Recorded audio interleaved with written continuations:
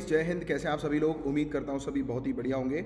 So guys 27 फरवरी 2023 के current affairs को हम लोग जो है वो डिस्कस करने वाले हैं। अगर आप यूपीएससी या किसी भी स्टेट पीएससी एग्जामिनेशन की तैयारी कर रहे हैं तो आप इस लेक्चर को बहुत अच्छे से कवर करिए, बहुत अच्छे से देखिए, क्योंकि इस लेक्चर के थ्रू पूरी चीज़ें हम लोग A to Z कवर करते हैं। और ना ही सिर्फ यूपीएससी और स्टेट पीएससी, किसी भी वनडे एग्जामिनेशन की आप तैयारी कर रहे हैं तो ये करंट अफेयर्स के लेक्चर आपके लिए काफ़ी ज़्यादा काम के हैं।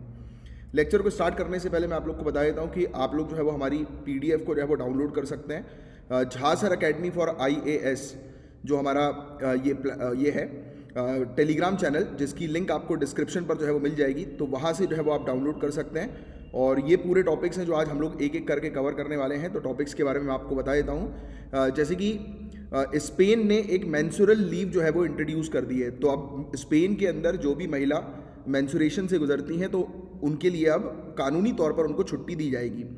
बताया जा रहा है कि सेकंड टॉपिक जो हमारा होगा वो स्पेशल कैटेगरी स्टेटस को लेकर होगा कि स्पेशल कैटेगरी स्टेटस क्या है। इंडिया और सिंगापुर के बीच में यूपीआई पे नाउ का लिंक अब हम लोग को देखने को मिल रहा है। ये टॉपिक हम पहले भी जो है वो कवर कर चुके हैं, तो इसके बारे में वनडे एग्जामिनेशन वाले जो करंट अफेयर्स आए थे तो उसमें, बट फिर से ये टॉपिक आ गया है। अब एक और टॉपिक जो है ये आपका इकोनॉमिक्स के पॉइंट ऑफ व्यू से, GS paper 3 point of view से, वॉस्ट्रो अकाउंट्स। ये वॉस्ट्रो अकाउंट्स हालांकि काफ़ी समय पहले हमने कवर किया था, बट फिर से ये टॉपिक न्यूज़ में आया है, तो वॉस्ट्रो अकाउंट्स के बारे में आपको अच्छी जानकारी होनी चाहिए। फिर देखिए, ऑनरेबल सुप्रीम कोर्ट ने कहा है कि डीएनए की इन्फॉर्मेशन, एक्चुअली क्या होता है कि जब भी किसी बच्चे की आइडेंटिटी, मतलब कि ये बच्चा किस पेरेंट का है, उसकी बायोलॉजिकल आइडेंटिटी जब पता करनी होती है तो एक डीएनए टेस्ट होकर जो है वो गुजरना पड़ता है, राइट। तो यहाँ पर बताया जा रहा है कि ऑनरेबल सुप्रीम कोर्ट ने कि जो अधिकार हैं बच्चों का उनको भी सिक्योर करके रखना है, क्योंकि डीएनए का टेस्ट जो है वो राइट टू प्रिवेसी के अंडर जो है वो आता है, राइट। तो उस पॉइंट ऑफ व्यू से ऑनरेबल सुप्रीम कोर्ट ने जो है वो इस बारे में जो है वो चर्चा करी है, बात करी है, तो जिसके बारे में हम लोग डिस्कस करेंगे। फिर जुडिशरी के अंदर आर्टिफिशियल इंटेलिजेंस हम लोग को जो है वो देखने को मिल रहा है, राइट। तो इसको लेकर एक टॉपिक हम लोग को जो है वो नजर आया, तो जिसके बारे में we will going to discuss about it, right. Then apart from that हम लोग को देखने को मिल रहा है कि सर्वे ऑफ इंडिया, तो सर्वे ऑफ इंडिया के बारे में हम लोग डिस्कस करेंगे, डीप सी माइनिंग के बारे में डिस्कस करेंगे। फिर इसके अलावा बताया जा रहा है कि एपीएमसी मंडीज 101 और एपीएमसी मंडी जो है वो ई नाम प्रोजेक्ट के थ्रू जो है वो इन्वॉल्व हो जाएंगी, दिखाई दे रही होगी। मैं सिर्फ अभी के लिए, फिलहाल के लिए जो है वो बस ये डिस्कस कर रहा था कि हमारे जो कौन से टॉपिक्स हैं जो हम लोग कवर करने वाले हैं। एक मिनट रुकिएगा।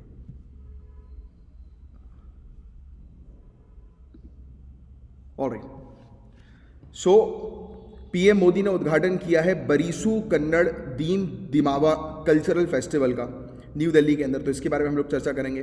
कार्लोस एल्कराज ने अर्जेंटीना ओपन टाइटल जीत लिया है। जम्मू कश्मीर जो है उसको बेस्ट एडवेंचर टूरिज्म डेस्टिनेशन का अवार्ड जो है वो मिला है। देन हम लोग डिस्कस करेंगे गुजरात असेंबली के बारे में कि गुजरात असेंबली ने एक बिल जो है वो पास किया है, क्योंकि देखिए एग्जामिनेशन के समय पर जो पेपर लीक हो जाता है ना, तो उसके लिए ये बिल हम लोग को जो है वो देखने को मिला है, जो गुजरात असेंबली की तरफ से जो है वो आया है, तो इसके बारे में हम लोग चर्चा करेंगे। फिर सज्जन जिंदल जो है वो EY entrepreneur of the year का अवार्ड इनको मिला है। चर्च गेट रेलवे स्टेशन जो मुंबई के अंदर है उसका नाम अब CD देशमुख जी के नाम पर रखा जा रहा है, जो कि इंडिया के पहले RBI गवर्नर थे, तो इनके बारे में हम लोग चर्चा करेंगे। FATF ने रशिया की मेंबरशिप अब खत्म कर दी है। 22nd international bio resource conclave और 10th एथनो फार्मेकोलॉजी कांग्रेस हम लोग को 2023 की देखने को मिली, इम्फाल में शुरू हुई। कोई मुझे बताएगा कि इम्फाल जो है वो किसकी कैपिटल है? डॉक्टर बिबेक देबरॉय ने जो है वो रिलीज किया है फाउंडेशनल लिटरेसी और न्यूमरेसी रिपोर्ट। इंडिया ने जो है वो ज्वाइन किया है agricultural innovation mission for climate को। देन हम लोग को देखने को मिल रहा है 12वां हमारा टॉपिक है अरामेन गिरिधर, ये कंटिन्यू करेंगे डिफेंस सेक्रेटरी की पोस्ट को। फिर गुजरात गवर्नमेंट ने प्रेजेंट किया है 3.01 लाख करोड़ रुपीस का budget. All India taekwondo championship new Delhi में शुरू हुई है, तो ये सब टॉपिक्स हम लोग कवर करेंगे और इसकी पीडीएफ जो है वो आप यहाँ से डायरेक्टली ले सकते हैं और यहाँ पर क्वेश्चंस वगैरह भी जो है वो आपके कंडक्ट करवाए जाते हैं। अपार्ट फ्रॉम दैट हमारा एक इनिशिएटिव है, मात्र 577 रुपीज़ में आपको जनरल स्टडीज़ का आपका बैच शुरू हो रहा है 2024 के लिए, तो इस बैच को जो है वो आप ज्वाइन कर सकते हैं। ये बैच आपके लिए काफ़ी ज़्यादा इंपॉर्टेंट है, राइट, आपके एग्जामिनेशन के लिए, तो मात्र 577। तो चलो without wasting any particular time let's start the topic. तो मैंने आपको ऑलरेडी जो है बता दिया है कि क्या क्या चीज़ें जो है वो हम लोग कवर कर रहे हैं। अब मैंने स्टार्ट करते हैं हमारे टॉपिक से। मणिपुर, बिल्कुल सही जवाब दिया आपने लाइव स्टूडेंट्स। चलो ये थोड़ा वायर्ड स्क्रीनिंग लाने की, क्योंकि कई बार ऐसा होता है कि मैं टॉपिक्स जो है वो कवर कराता रहता हूँ, स्लाइड जो है वो चेंज हो जाती है, बट उसकी स्क्रीन जो है वो ऑन टाइम सामने नहीं आती है। ये मैंने नोटिस किया है अभी। एनीवेज, वो कभी कभी ऐसा होता है, वो वायरलेस नेटवर्क के कारण, समटाइम्स इट हैपन्स। चलो, मैं कल से ट्राई करूँगा कि वायर नेटवर्क जो है वो जोड़कर ट्राई करने की चेक करेंगे। चलो एनीवेज स्टार्ट करते हैं। पहले टॉपिक से बताया जा रहा है कि स्पेन ने जो है वो मेंस्ट्रुअल लीव जो है वो इंट्रोड्यूस कर दी है। सो जीएस पेपर 1, पेपर 2, पेपर 3 तीनों पॉइंट ऑफ व्यू से ये टॉपिक काफ़ी ज़्यादा इंपॉर्टेंट है आप लोगों के लिए। तो स्पेन बताया जा रहा है कि पहली यूरोपियन कंट्री है जिसने इंट्रोड्यूस करी है पेड मेंस्ट्रुअल या फिर पीरियड लीव। और इसमें बताया जा रहा है कि 3 से 5 दिनों तक की जो है वो छुट्टी जो है वो दी जाएगी, जब डॉक्टर का नोट जो है वो दिखाया जाएगा, राइट। और फ्री मेंस्ट्रुअल हाइजीन प्रोडक्ट्स भी जो है वो प्रोवाइड किए जाएंगे एजुकेशनल सेंटर्स के अंदर, प्रिजन में और सोशल सेंटर्स में। अब मेंस्ट्रुएशन क्या होता है इसके बारे में आपको ऑलरेडी पता है, ये बिल्कुल नॉर्मल कंडीशन है। मुझे काफ़ी बुरा लगता है जब लोग इसको प्रॉब्लम के साथ जोड़ते हैं कि लड़कियों की ये प्रॉब्लम है, गर्ल्स की ये प्रॉब्लम है। जब उसके साथ इसको जोड़ा जाता है तब मुझे काफ़ी तकलीफ जो है वो होती है। ये एक हेल्दी बताया जाता है कि हेल्दी शेडिंग ऑफ ब्लड और टिश्यूज़ है जो यूट्रस से जो है वो निकलता है, राइट। और बताया जाता है कि वेजिना से जो है वो पास आउट होता है, एग्जिट होता है। और मेंस्ट्रुएशन जो है इसको गर्ल्स या फिर वुमेन के पीरियड या फिर मंथ भी जो है वो कहा जाता है। तो I think you are aware about it. And apart from that, ये ज़्यादातर महिलाओं को जो है वो 1 महीने में एक बार जो है वो होता है और 3 से 7 दिनों तक ये चलता है, राइट। और ये एक साइन है जो बताता है कि जो बच्चियां हैं, गर्ल्स जो हैं वो प्रेग्नेंट हो सकती हैं। अब मेंस्ट्रुअल लीव की बात करें तो ये एक छुट्टी होती है। महिला जो है उनके पास ऑप्शन होता है कि वो छुट्टी जो है वो ले सकती है अपनी जॉब से मेंस्ट्रुएशन के पीरियड पे, राइट। बिकॉज ऑब्वियस ही बात है कि इस पीरियड के समय पर आपको ऑलरेडी पता है कि काफ़ी सारी प्रॉब्लम्स जो है वो महिलाओं को फेस करनी पड़ती है। उनको पेन वगैरह होता है, काफ़ी सारे जो साइकोलॉजिकल इश्यूज भी होते हैं, राइट। मूड स्विंग्स वगैरह जिसके बारे में आपको ऑलरेडी पता होगा, राइट, कि पंगा मत लेना जब गर्ल्स के मेंस्ट्रुएशन चलते हैं उस समय पर, right. But people, I don't know कि लोगों ने इसको बहुत सारी प्रैक्टिसेस से जो है वो जोड़ रखा है, ईविल प्रैक्टिसेस मैं कहूँगा, कि जिसमें अब देखो, अब ये एक ऐसा पीरियड था, जैसे वो एक बहुत अच्छी मूवी है अक्षय कुमार की, कौन सी, पैडमैन। तो उसमें कितनी सही चीज़ जो है बताई थी कि इस पर्टिकुलर पीरियड ऑफ टाइम पर महिलाओं को रेस्ट करने के लिए अलग रखा जाता है। और लोगों ने उसको इस चीज़ से जोड़ दिया कि महिला जो है वो किचन में नहीं जाएंगी, उनका जाना बुरा है और ऐसा वैसा, पता नहीं क्या क्या प्रथाएं आ गई कि उनको छुआ नहीं जा सकता इस पर्टिकुलर पीरियड में। देखिए, तो अब आपको ग्लोबल सिनेरियो की बात करें तो काफ़ी सारी एशियन कंट्रीज़ के अंदर पॉलिसीज़ हैं पीरियड लीव्स को लेकर। जापान ने इस पॉलिसी को 1947 में ही जो है वो शुरू कर दिया था। साउथ कोरिया ने इस प्रैक्टिस को 2001 में शुरू किया। प्राइवेट सेक्टर जैसे नाइकी के बारे में आपको पता होगा, उसके शूज़ काफ़ी फेमस होते हैं, तो उसने 2007 में शुरू किया। जोमेटो ने जो है वो 2020 में शुरू किया, राइट। इंडिया के अंदर स्टेट्स की बात करें तो जो सब्जेक्ट हेल्थ का है, जैसे आपको पता है कि 7 शेड्यूल के अंदर 3 लिस्ट आती हैं, यूनियन लिस्ट, स्टेट लिस्ट और कॉन्करेंट लिस्ट। तो जो हेल्थ जो सब्जेक्ट है वो स्टेट का सब्जेक्ट हम लोग को देखने को मिलता है, यानी कि हेल्थ से रिलेटेड स्टेट जो है वो कानून बना सकती है। तो हमारी कंट्री के अंदर अब देखो अलग अलग स्टेट गवर्नमेंट है, तो वो अपने अकॉर्डिंग जो है वो कानून बनाते हैं, इसलिए अलग अलग स्टेट्स में अलग अलग प्रोविजंस हम लोग को जो है वो देखने को मिलते हैं। This is the case. और बिहार सरकार जो है वो 2 दिन की छुट्टी जो है वो दे रही है, मतलब वुमेन एम्प्लॉयज़ को, राइट, 1992 से।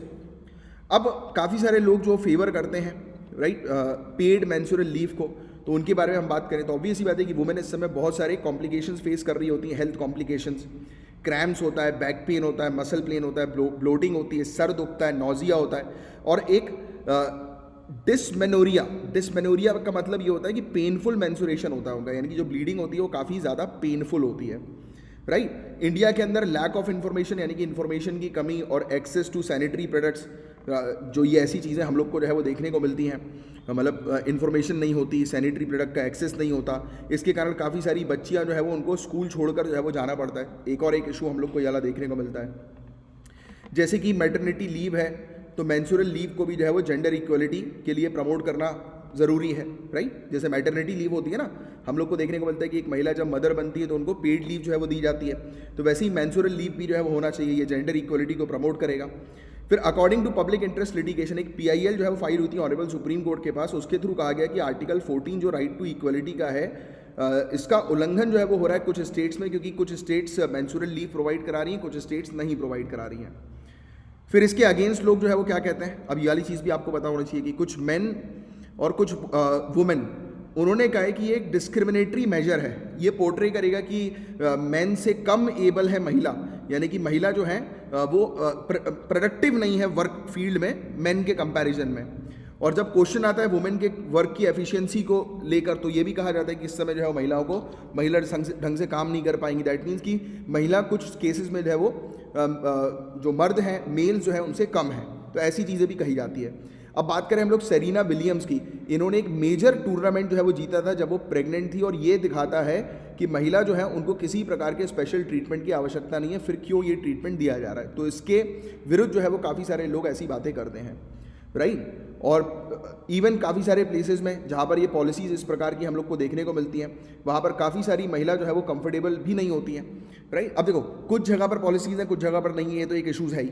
अपार्ट फ्रॉम दैट, अब कई बार अब महिला जो है वो खुद से नहीं कंफर्टेबल होती है बताने में कि वो मेंस्ट्रुएशन साइकिल से गुजर रही है, because of stigma in the society, है ना। और ये एक्सपीरियंस जो होता है पीरियड का अलग अलग वुमेन के लिए अलग अलग हम लोग को देखने को मिलता है हेल्थ वाइज।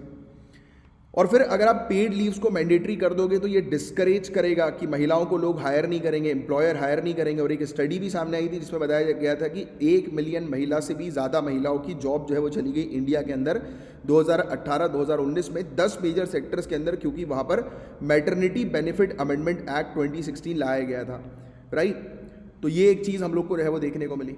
और रिकमेंडेशंस की बात करें कि हमें क्या करना चाहिए, तो देखो पहली बात तो पेड सिक लीव को बढ़ा दो, पेड सिक लीव के नंबर्स बढ़ा दो, बात एक ही हो जाएगी।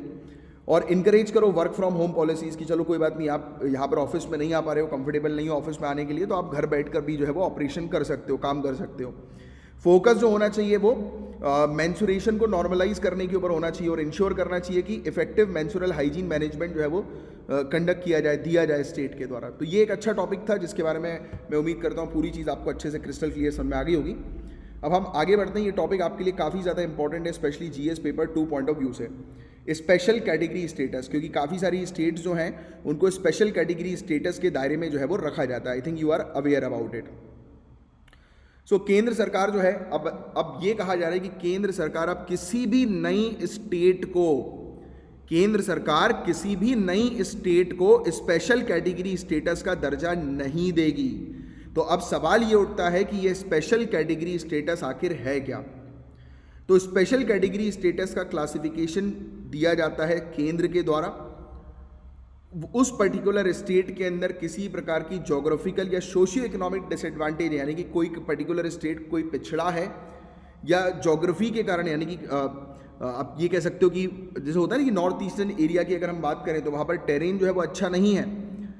उस टेरेन अच्छा ना होने के कारण हम लोग को देखने को मिलता है कि वहाँ पर क्या इश्यूज जो है वो आते हैं। टेरेन अच्छा ना होने के कारण डेवलपमेंट नहीं हो पाता, वहाँ पर इंफ्रास्ट्रक्चर डेवलप नहीं हो पाता, तो ये सब इश्यूज हम लोग को देखने को मिलते हैं।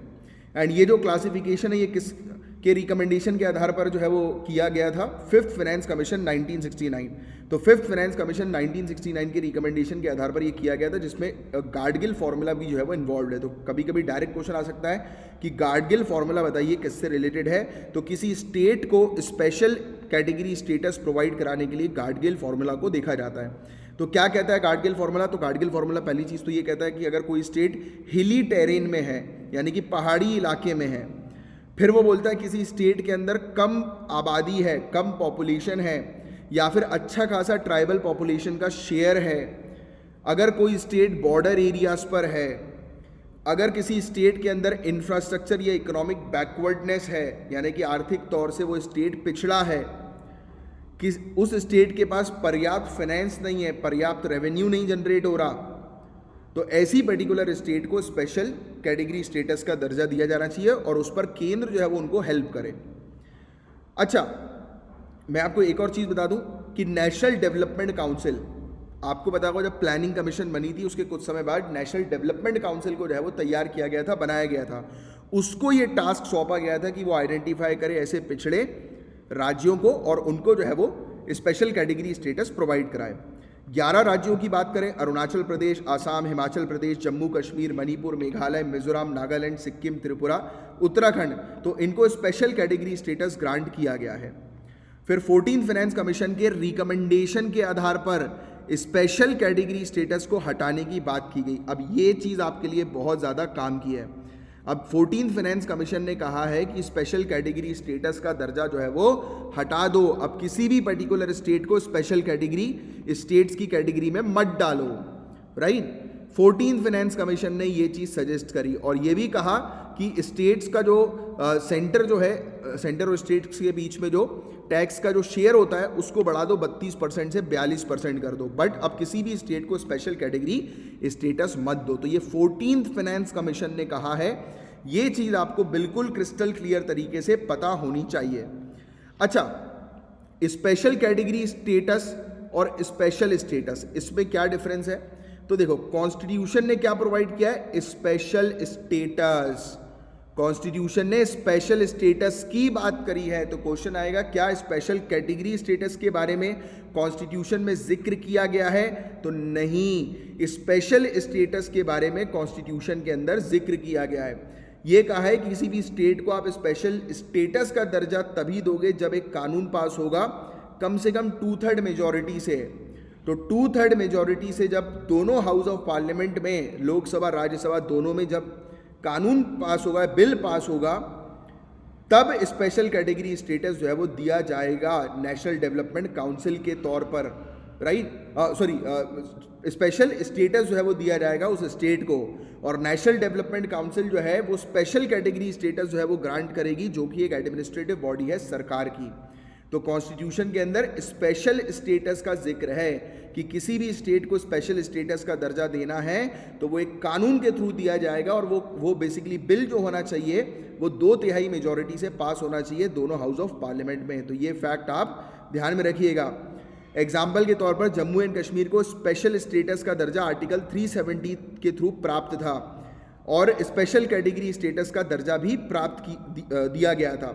आज की डेट में आर्टिकल 35A रद्द कर दिया गया, और उसके तहत हम लोग को जो है वो देखने को मिला कि Jammu and Kashmir union territory बन गई लेजिस्लेचर के साथ, और स्पेशल कैटेगरी स्टेटस अब जम्मू एंड कश्मीर में अप्लाई नहीं होता है। अपार्ट फ्रॉम दैट काफ़ी सारे प्रोविजंस अवेलेबल हैं 10 राज्यों के लिए, जो कि आर्टिकल 371, 371A से लेकर 371H और 371J में शामिल हैं। स्पेशल स्टेटस पावर देता है लेजिस्लेटिव और पॉलिटिकल राइट्स को, और स्पेशल कैटेगरी स्टेटस जो है वो डील करता है सिर्फ इकोनॉमिक, एडमिनिस्ट्रेटिव और फाइनेंशियल एस्पेक्ट्स के साथ। अब ये चीज़ आपके लिए काफ़ी काम की है कि अगर किसी राज्य को स्पेशल स्टेटस का दर्जा दिया गया है, दैट मीन्स कि लेजिस्लेटिव और पॉलिटिकल राइट्स उसको दिए जाएंगे मेनली, और स्पेशल कैटेगरी स्टेटस जो है वो डील करता है सिर्फ इकोनॉमिक, एडमिनिस्ट्रेटिव और फाइनेंशियल एस्पेक्ट के साथ। तो 14th फाइनेंस कमीशन ने जो है वो स्पेशल कैटेगरी स्टेटस को जो है वो रद्द करने की बात करी है। स्पेशल स्टेटस को रद्द करने की बात नहीं की है, स्पेशल कैटेगरी स्टेटस को रद्द करने की बात की गई है। ये फैक्ट बहुत अच्छे से ध्यान में रखना। और स्पेशल स्टेटस एक कानून के थ्रू बनता है, और स्पेशल कैटेगरी स्टेटस एक एडमिनिस्ट्रेटिव बॉडी जो है बना सकती है, यानी कि केंद्र सरकार बना सकती है। ये बात समझ में आई सभी के? किसी को इसमें कोई कन्फ्यूजन, कोई डाउट तो नहीं है? कोई डाउट है तो ऑनलाइन प्लीज़ बता दो मुझे। सब कुछ क्लियर है अच्छे से सभी को? Come on, sorted. चलो आगे की बात जो है वो करते हैं। देखिए महत्व क्या होता है स्पेशल कैटेगरी स्टेटस का।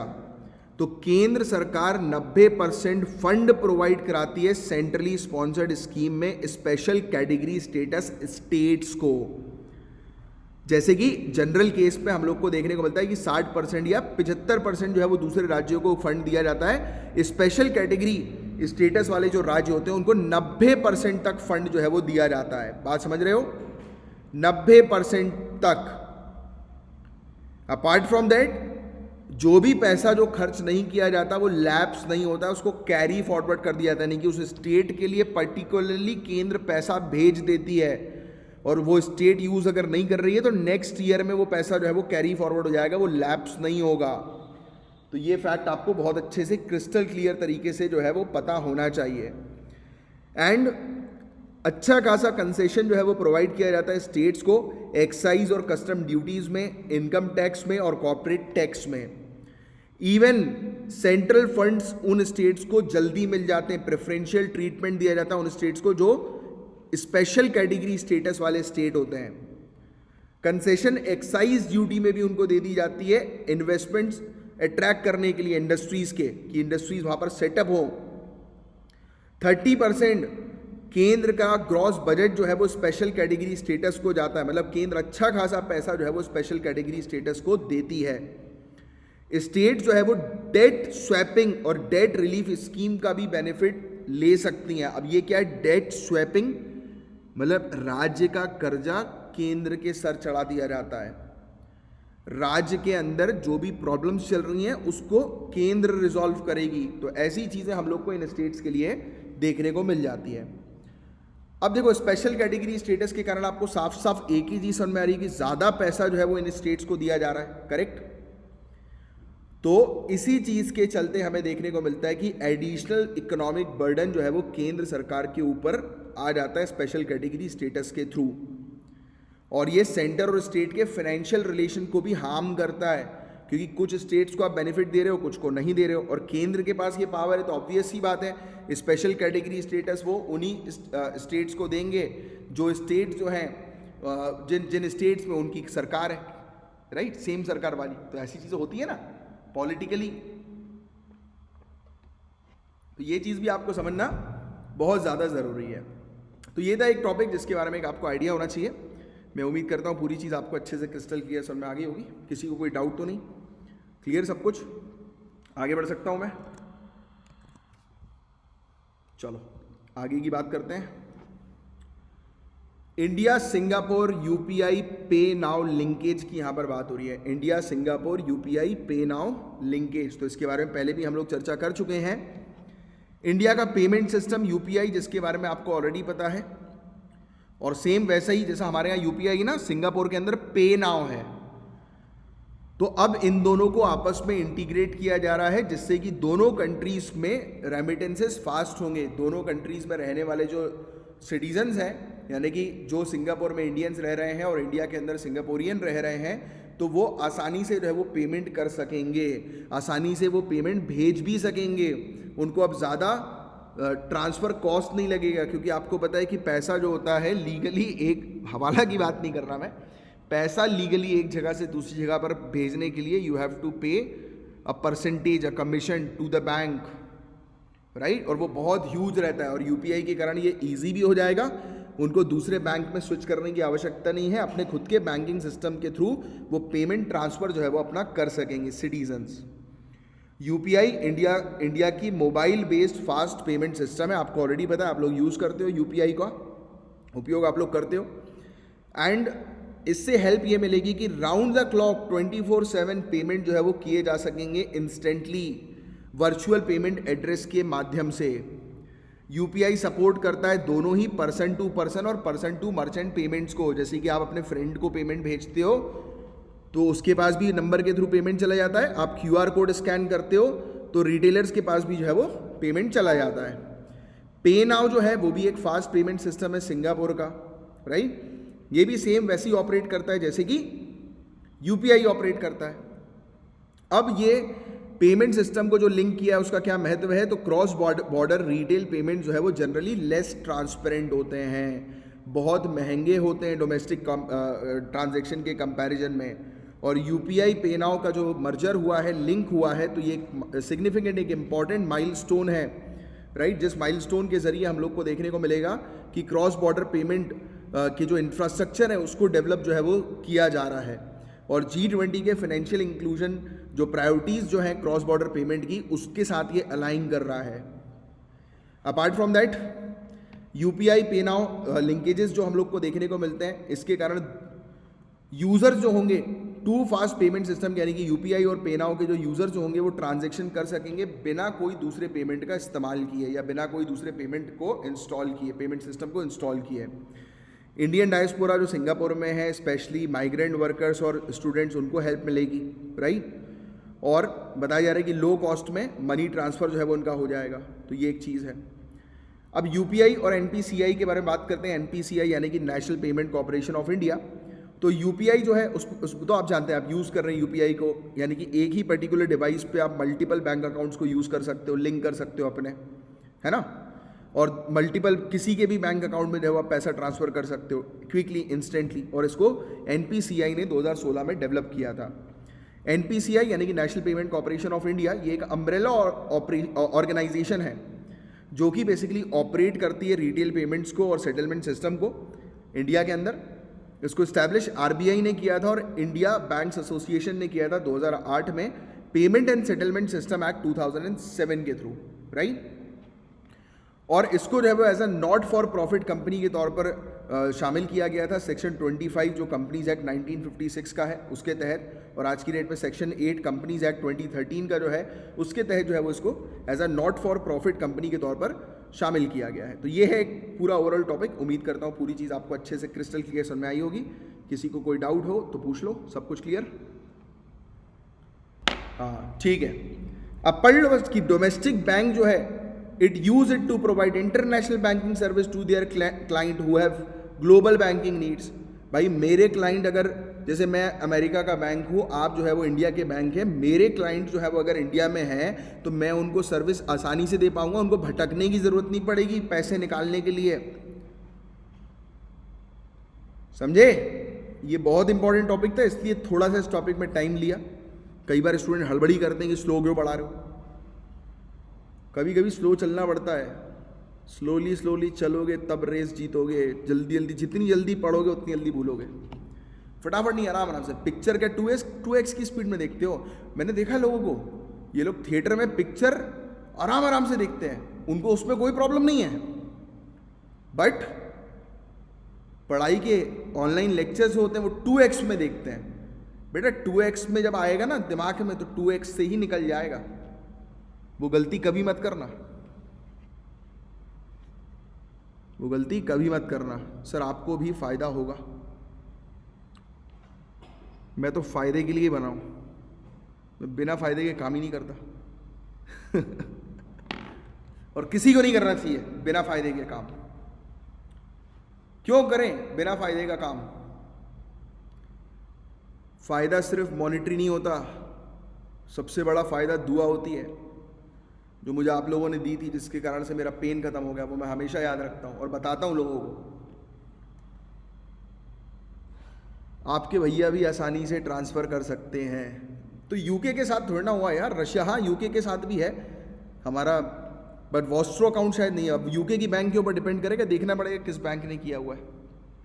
छोड़ो यार फायदे वायदे क्या करना अपन को, तो अपन बस ये चाहते हैं कि वो बढ़िया रहे, हमें उसके पैसे से मतलब नहीं है, हमें सिर्फ उसकी सेहत से मतलब है कि अच्छा रहे, तरक्की करे, हेल्दी रहे, बस। बाकी पैसे तो कमा लेंगे यार, हम क्या कम कमाएंगे पैसा? जब आप IAS IPS बनोगे तो मंगवाएंगे आपसे 100 करोड़ रुपए कि लेके आओ 100 करोड़। अब सुनो, बैंकिंग सर्विसेज जैसे कि wire transfer, business transactions conduct करना, राइट, डिपॉजिट एक्सेप्ट करना, डॉक्यूमेंट्स गैदर करना दूसरी बैंक्स के बिहाफ में।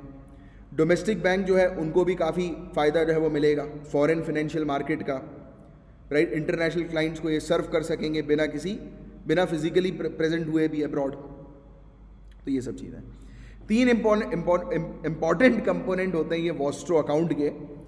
पहली चीज़ तो INR, मतलब अब देखो इसमें लिखा है कि INR में ये है, अब वो डोमेस्टिक करेंसी में होता है, ये फ़ायदा है पहला। Second, exchange rate market determined होता है, जैसा मार्केट में चल रहा है एक्सचेंज रेट उसी के अकॉर्डिंग एक्सचेंज रेट काम करता है।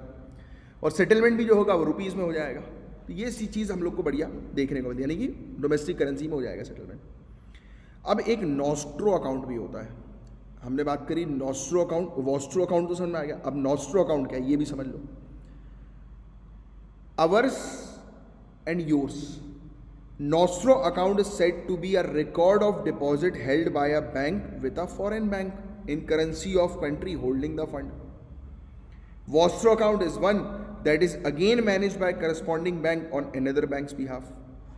तो Nostro मतलब मेरा, Vostro मतलब मैंने आपके यहाँ, उल्टा ही है।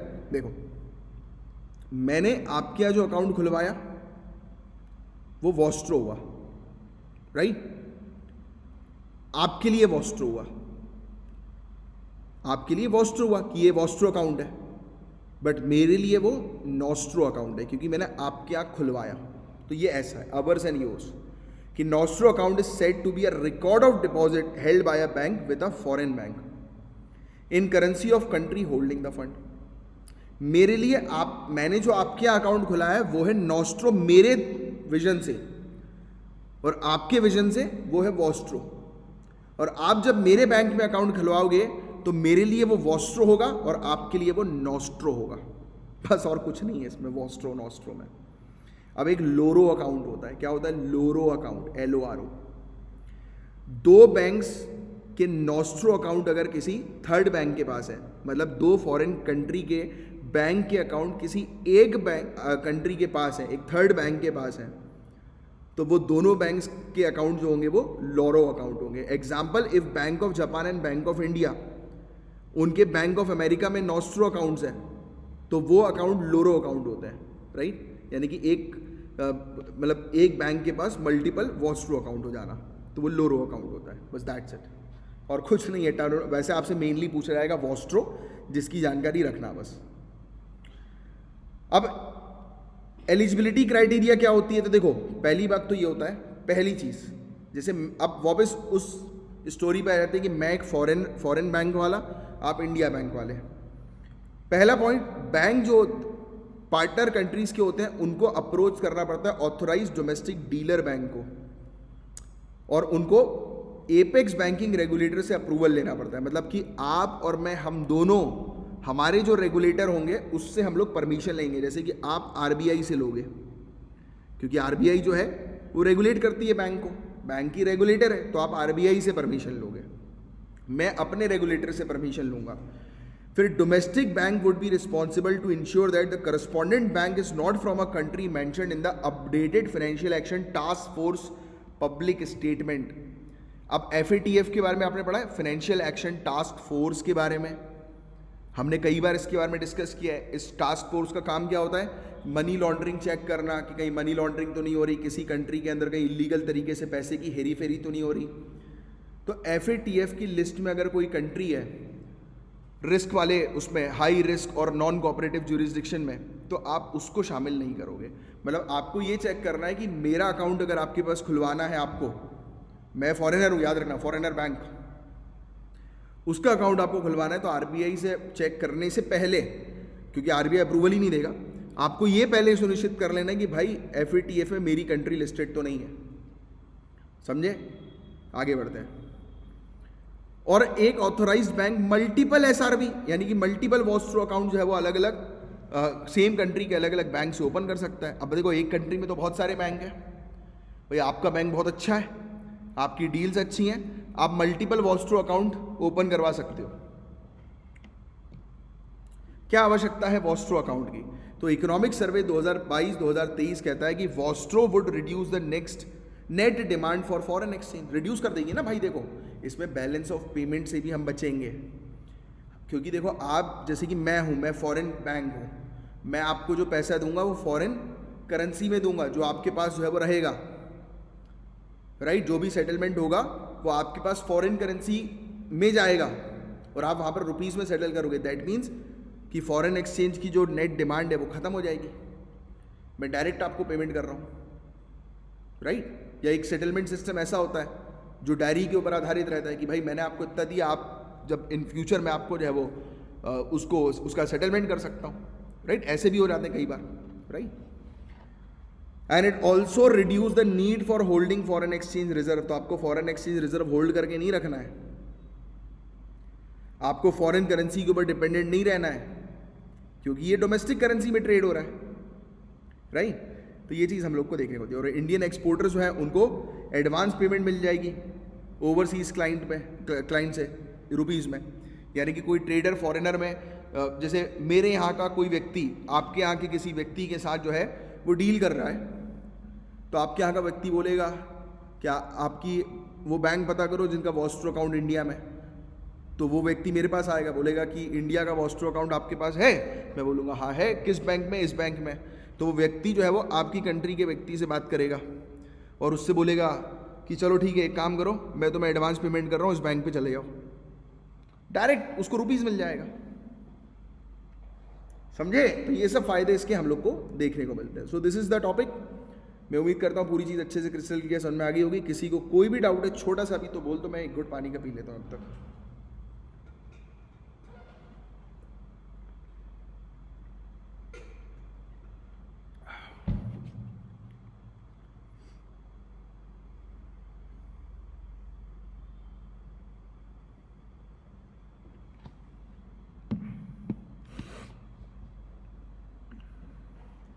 बहुत अच्छा टॉपिक है। Children have a right to protect their DNA information, Supreme Court ने ये कहा है। रिसेंटली ऑनरेबल सुप्रीम कोर्ट ने ये कहा कि बच्चे जो हैं उनका डीएनए टेस्ट तभी करवाओ जब बिल्कुल कुछ ना बचे, बच्चे के आइडेंटिफिकेशन के लिए कोई और दूसरी प्रोसेस ना बचे, तभी करवाओ। सुप्रीम कोर्ट ने ये ऑब्जर्व किया कि बच्चा कोई ऑब्जेक्ट नहीं है, मटेरियल ऑब्जेक्ट, कोई वस्तु नहीं है जिसका आप फॉरेंसिक या डीएनए टेस्टिंग करवा रहे हो, अनटिल अनलेस कि जब तक दोनों माता पिता का डिवोर्स ना हो रहा हो या ऐसा कोई केस ना हो गया हो कि ये बच्चा किसका है। होता है ना, आपस में पति पत्नी लड़ लेते हैं कि ये बच्चा किसका है, ये मेरी औलाद नहीं है। ऐसा कई बार घर वाले अपन को भी बोलते हैं जब अपन उठपटांग हरकत कर देते हैं, मुझे तो लगता है तुम मेरी औलाद ही नहीं है, तो करवा लो डीएनए टेस्ट है। तो ये चीज़ हम लोग को देखने को मिलती है। सो अब देखो, राइट टू प्रिवेसी, ऑटोनॉमी, बच्चों के आइडेंटिफिकेशन, इसको रिकॉग्नाइज करती है United Nation Convention on the right of the child. और बच्चे की जेनेटिक इंफॉर्मेशन उसकी फंडामेंटल राइट टू प्रिवेसी का एक इंपॉर्टेंट पार्ट है, समझे। तो ये फैक्ट, थोड़े से फैक्ट बस आपको ध्यान में रखना है। इस पेज में आपको जो है वो क्या समझ में आया कि सुप्रीम कोर्ट मना कर रही, बोल रही कि बच्चे का डीएनए टेस्ट जो है वो लास्ट रिजॉर्ट में करो, सबसे आखिरी में करो। और हमें ये भी समझ में आएगा कि United Nation Convention on right of the child जो है ये रिकॉग्नाइज करती है बच्चों की प्रिवेसी, ऑटोनॉमी, उसका आइडेंटिफिकेशन को। अब देखो, डीएनए पैटर्निटी टेस्ट क्या है। तो डीएनए आपको ऑलरेडी पता है, डीएनए एक जेनेटिक मटेरियल होता है। डीएनए कहाँ से आता है? एक इंडिविजुअल के अंदर उसके पेरेंट से आता है ना। डीएनए पैटर्निटी टेस्टिंग का उपयोग किया जाता है, इसमें डीएनए प्रोफाइल्स का उपयोग किया जाता है ये निर्धारित करने के लिए कि जो बच्चा जो है वो बायोलॉजिकल चाइल्ड है कि नहीं पेरेंट का। 24 मार्कर डीएनए की प्रोफाइल होती है पेरेंट की, और बच्चे के साथ उसको मैच करवाया जाता है। इसके अलावा आपको एक इंपॉर्टेंट चीज बता दूं मैं कि कोई भी स्पेसिफिक कानून इंडिया के अंदर नहीं है जो कि डीएनए टेस्टिंग की गाइडलाइन को बताए। सेक्शन 45 जो हम लोग को इंडियन एविडेंस एक्ट 1872 का देखने को मिलता है, इस सेक्शन के तहत बताया जाता है कि इंडियन कोर्ट जो है वो साइंटिफिक एविडेंसेस के लिए जो है वो इसका उपयोग कर सकती हैं। डीएनए टेस्टिंग का उपयोग साइंटिफिक एविडेंसेस के लिए कर सकती हैं। सेक्शन 53 जो कोड ऑफ क्रिमिनल प्रोसीजर 1973 का हमें देखने को मिलता है, वो ऑथराइज करता है एक पुलिस ऑफिसर को कि पुलिस ऑफिसर जो है वो मेडिकल प्रैक्टिशनर की असिस्टेंस के साथ, उनकी हेल्प के साथ जो है वो इन्वेस्टिगेशन कर सकें, राइट। क्योंकि काफ़ी सारे ऐसे मामले हम लोग को देखने को मिलते हैं जिसमें डीएनए इन्वेस्टिगेशन की आवश्यकता पड़ती है क्रिमिनल तक पहुंचने के लिए। फॉरेंसिक साइंस में आपको ऑलरेडी पता है, जब आप आईपीएस ऑफिसर बनेंगे तो होता है ना कि ब्लड सैंपल्स लिए जाते हैं, डीएनए टेस्टिंग करवाई जाती है कई बार क्रिमिनल्स तक पहुंचने के लिए। उसके जो सैंपल्स वगैरह जो भी होते हैं, बायोलॉजिकल सैंपल्स, उनको जो है वो टेस्ट किया जाता है, मैच करवाया जाता है। आया बहुत अच्छी चाय बनी है तो, इलायची वाली। आगे की बात करते हैं। DNA technology use and application regulation bill 2019 भी हम लोग को देखने को मिलती है। इस बिल ने जो है वो स्टैब्लिश किया है एक रेगुलेटरी फ्रेमवर्क कि किस प्रकार से डीएनए इंफॉर्मेशन का उपयोग करना है। फिर United Nation Convention on child rights के बारे में बात करें, जिसके बारे में मैंने भी आपको बताया। ये रिकॉग्नाइज करती है, आइडेंटिफाई करती है बच्चों के अधिकार को। UNCRC ये एक बाइंडिंग ह्यूमन राइट ट्रीटी है। बाइंडिंग याद रखना यहाँ पर, कभी कभी डायरेक्ट क्वेश्चन आता है कि ये बाइंडिंग है कि नहीं है। तो ये बाइंडिंग ह्यूमन राइट ट्रीटी हम लोग को देखने को मिलती है, जो कि political, civil, economic, social, health और कल्चरल राइट्स, कल्चरल अधिकार जो बच्चे के हैं तो उनको रिकॉग्नाइज जो है वो करती है, राइट। तो ये चीज़ है। और UNCRC ने इस्टेब्लिश किया है कुछ कोर प्रिंसिपल्स बच्चों के अधिकार से रिलेटेड, कि नॉन डिस्क्रिमिनेशन, कि कोई भी भेदभाव जो है वो बच्चों के साथ नहीं होना चाहिए। Apart from that, right to life, survival and development, right, जीवन, उत्तरजीवित और विकास का अधिकार, बच्चों के बेस्ट इंटरेस्ट में चीज़ें जो है वो होनी चाहिए, राइट। इसके अलावा हर एक जो बच्चा जो है उसके व्यू पॉइंट जो है उसको रिस्पेक्ट करना चाहिए, राइट। तो मतलब ये बेसिकली बच्चों के अधिकार को रिकॉग्नाइज कराने के लिए हम लोग को ये देखने को मिलता है, United Nation Convention on the rights of the child, right. अब इस कन्वेंशन को 1989 में जो है वो अडॉप्ट किया गया था, ये 1990 में लागू हुआ और गवर्नमेंट ऑफ इंडिया ने जो है वो उसको साइन किया, रेक्टिफाई किया 1992 में। फिर एक हम लोग को CRC देखने को मिलती है, committee on the rights of the child. ये एक बॉडी है एक्सपर्ट्स की, राइट, जो कि मॉनिटर करती है और रिपोर्ट करती है United Nation Convention on the right of the child के इम्प्लीमेंटेशन को। तो ये है एक पूरा ओवरऑल टॉपिक। मैं उम्मीद करता हूँ पूरी चीज़ आपको क्रिस्टल क्लियर समझ में आ गई होगी। तो इसमें क्या चीज़ जो है वो आपको पता लगी कि एक बच्चा जो है उसकी DNA टेस्टिंग लास्ट रिजॉर्ट पर होना चाहिए, ये ऑनरेबल सुप्रीम कोर्ट ने कहा। वो क्यों? क्योंकि ये सब जो बायोलॉजिकल इंफॉर्मेशन जो होती हैं वो राइट टू प्रिवेसी के अंदर आती हैं, करेक्ट। तो ये चीज़ है। अब देखो एक छोटा सा टॉपिक है, छोटा सा और बहुत इंपॉर्टेंट, आर्टिफिशियल इंटेलिजेंस के बारे में इस टॉपिक में हम लोग को ज़्यादा जानकारी देखने को मिलेगी। तो जुडिशरी के अंदर आर्टिफिशियल इंटेलिजेंस का उपयोग जो है वो किया जा रहा है।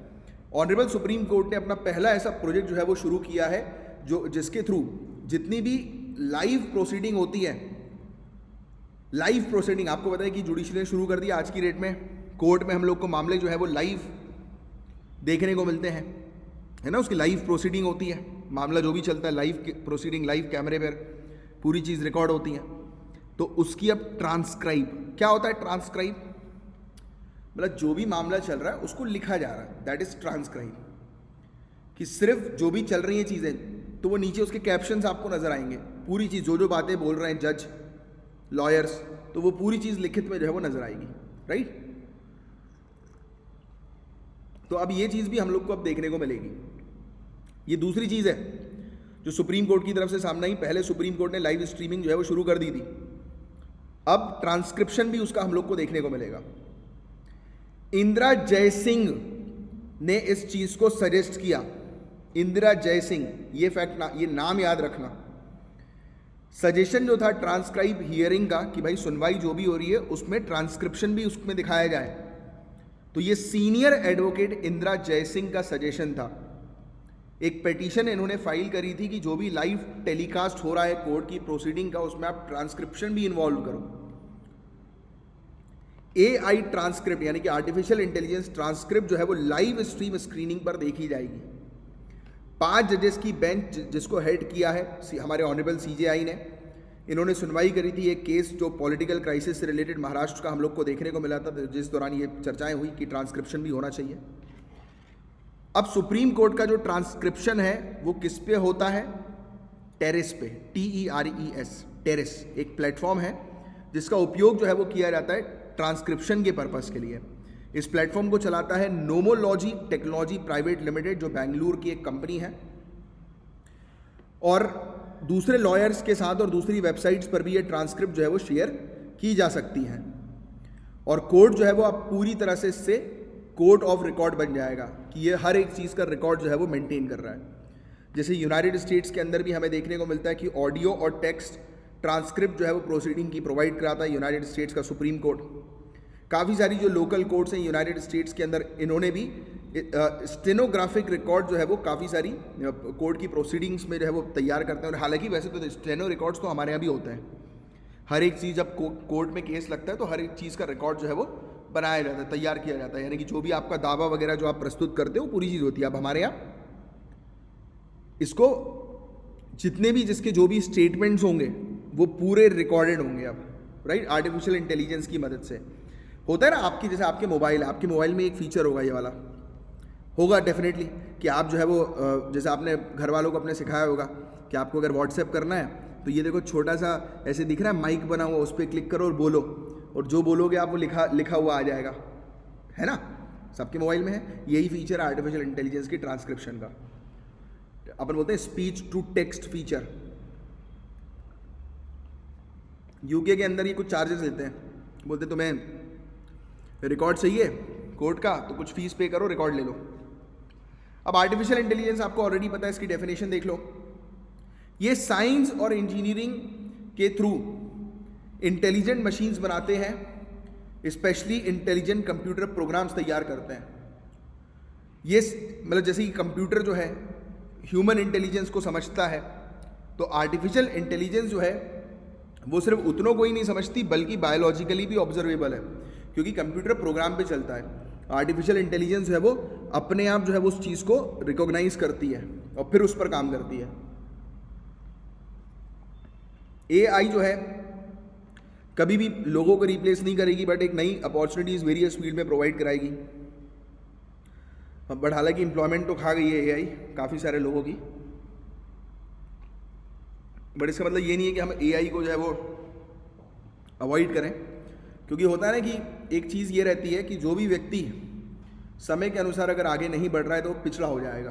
दैट मीन्स कि अगर एआई जॉब्स खा रही है तो स्किल्स को डेवलप करना लोगों की सख्त मतलब ज़रूरी है, बहुत ज़रूरी है कि लोगों की स्किल्स डेवलप करें। देखो, आर्टिफिशियल इंटेलिजेंस जो है वो काम करता है डेटा के ऊपर। अगर हम अपनी मशीन्स को ट्रेन नहीं कर सकते तो वो वंडर कर सकती है मिली सेकेंड्स में ऑटोमेशन प्रोसेस के थ्रू, वो खुद सीखेंगी। आर्टिफिशियल इंटेलिजेंस क्रिएट करता है नई opportunity which could not be achieve by traditional technology. अब इसकी एप्लीकेशन की बात करें, स्पीच रिकॉग्नाइजेशन जो मैंने अभी आपको बताया, इसको ऑटोमेटिक स्पीच रिकॉग्नाइजेशन कहते हैं, कंप्यूटर स्पीच रिकॉग्नाइजेशन कहते हैं, या फिर स्पीच टू टेक्स्ट कहते हैं, राइट। ये कैपेबिलिटी होती है जिसमें ये नेचुरल लैंग्वेज प्रोसेसिंग का उपयोग करते हैं और ह्यूमन स्पीच को रिटन फॉर्मेट में लिख देते हैं। काफ़ी सारे मोबाइल डिवाइस जो है उसमें ये स्पीच रिकॉग्नाइजेशन टेक्नोलॉजी है। जैसे सिरी की बात करते हैं, हे सिरी, अच्छा सिरी साइलेंट पे, हे सिरी व्हाट्स द टाइम, देखा। तो ये टेक्नोलॉजी है भाई साहब, और लोग पता नहीं क्या क्या इस टेक्नोलॉजी से पूछते हैं। काफ़ी सारे ऐसे वो आते हैं ना मीम्स वगैरह कि जिन लोगों की गर्लफ्रेंड नहीं होती सिरी को ही उन्होंने अपनी गर्लफ्रेंड बना लिया है। ऐसी भी हरकतें होती हैं लोग बाग वैसी भी हरकतें करते रहते हैं। सिरी चटक जाती कई बार। फिर से करना है, hey Siri,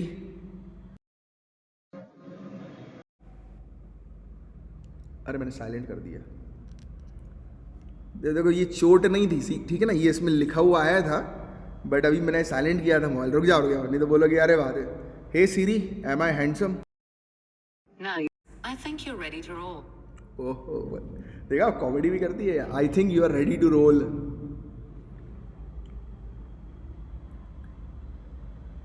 hey Siri, have a lot of money. बोल रही मैं बता नहीं सकती। देखो इंटेलिजेंसी, सिरी की intelligence, this is called artificial intelligence what you are reading learning, ऐसे समझो। प्रैक्टिकली आई कांट से बोल रही है, दैट मीन्स कि वो इतनी समझदार है कि मैं बता नहीं सकती हूँ। पता लगे बोल रही आई हैव मनी, बता दे तुम्हारे अकाउंट में इतने रुपए रखे हैं, तो ये तो चोट हो जाएगी अपने साथ कि इनको तो हमारे अकाउंट डिटेल पता है, राइट। तो कंप्यूटर विजन ये इनेबल करता है कंप्यूटर्स को और सिस्टम्स को कि वो मीनिंगफुल इंफॉर्मेशन डिराइव कर लें डिजिटल इमेजेस से, वीडियो से और दूसरे विजुअल इनपुट से। जैसे कि आपको एक चीज़ पता होगी, गूगल में एक बहुत बढ़िया फीचर है।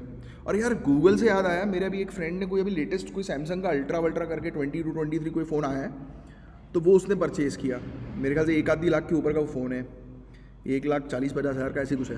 अभी पिछले हफ्ते की बात है, मैं उसके साथ बैठा था। इतना बेहतरीन फीचर उसने मुझे दिखाया।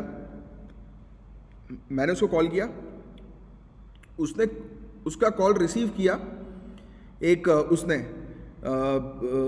ऑटोमेशन ने, उसका पता नहीं क्या नाम लिया था उसने कि hi am this, how may I help you. तो वो पता है मैसेज टाइप कर रहा था और ये मुझसे वैसा बोल रही थी, और जो मैं बोल रहा था वो मैसेज के फॉर्मेट में आ रहा था। बट हाँ, उसमें एक लिमिटेशन है कि आपको इंग्लिश में बोलना पड़ेगा। तो मैंने उसको लिखा कि हाय शिवम प्लीज़ सेंड मी, मतलब कुछ ऐसे मैंने मजाक किया था कुछ, अब मैं बता नहीं सकता कि मैंने क्या बोला था। चलो ठीक है, आप लोग तो अपने बता देता हूँ। नहीं मैं नहीं बताता अभी, नहीं तो ये कई बार मेरे ऊपर उल्टा पड़ जाता है, छोड़ो। तो मैंने उससे कुछ मंगवाया अपने लिए, उसमें लिटरली लिखा हुआ आया जो मैंने बोला और वो जो लिख रहा था वो मुझे रिप्लाई कर रही थी। ये भी बेहतरीन फीचर है यार, सोचो। एनीवेज, तो एक मैं आपको गूगल का बता रहा था। गूगल में एक ऐसा फीचर है, गूगल लेंस जिसको बोलते हैं, आपने शायद यूज़ भी किया हो। कोई भी फोटो है उसको अगर आप खींचोगे या उस गूगल लेंस पे रखोगे, उससे रिलेटेड जितनी भी फोटोज होंगी वो पूरी की पूरी आपके पास आ जाएंगी, राइट।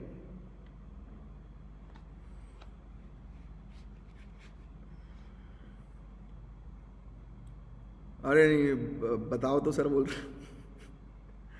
अरे मैंने एक रिपीट शॉट जो है वो मंगवाने का बोला था। Please repeat my shot.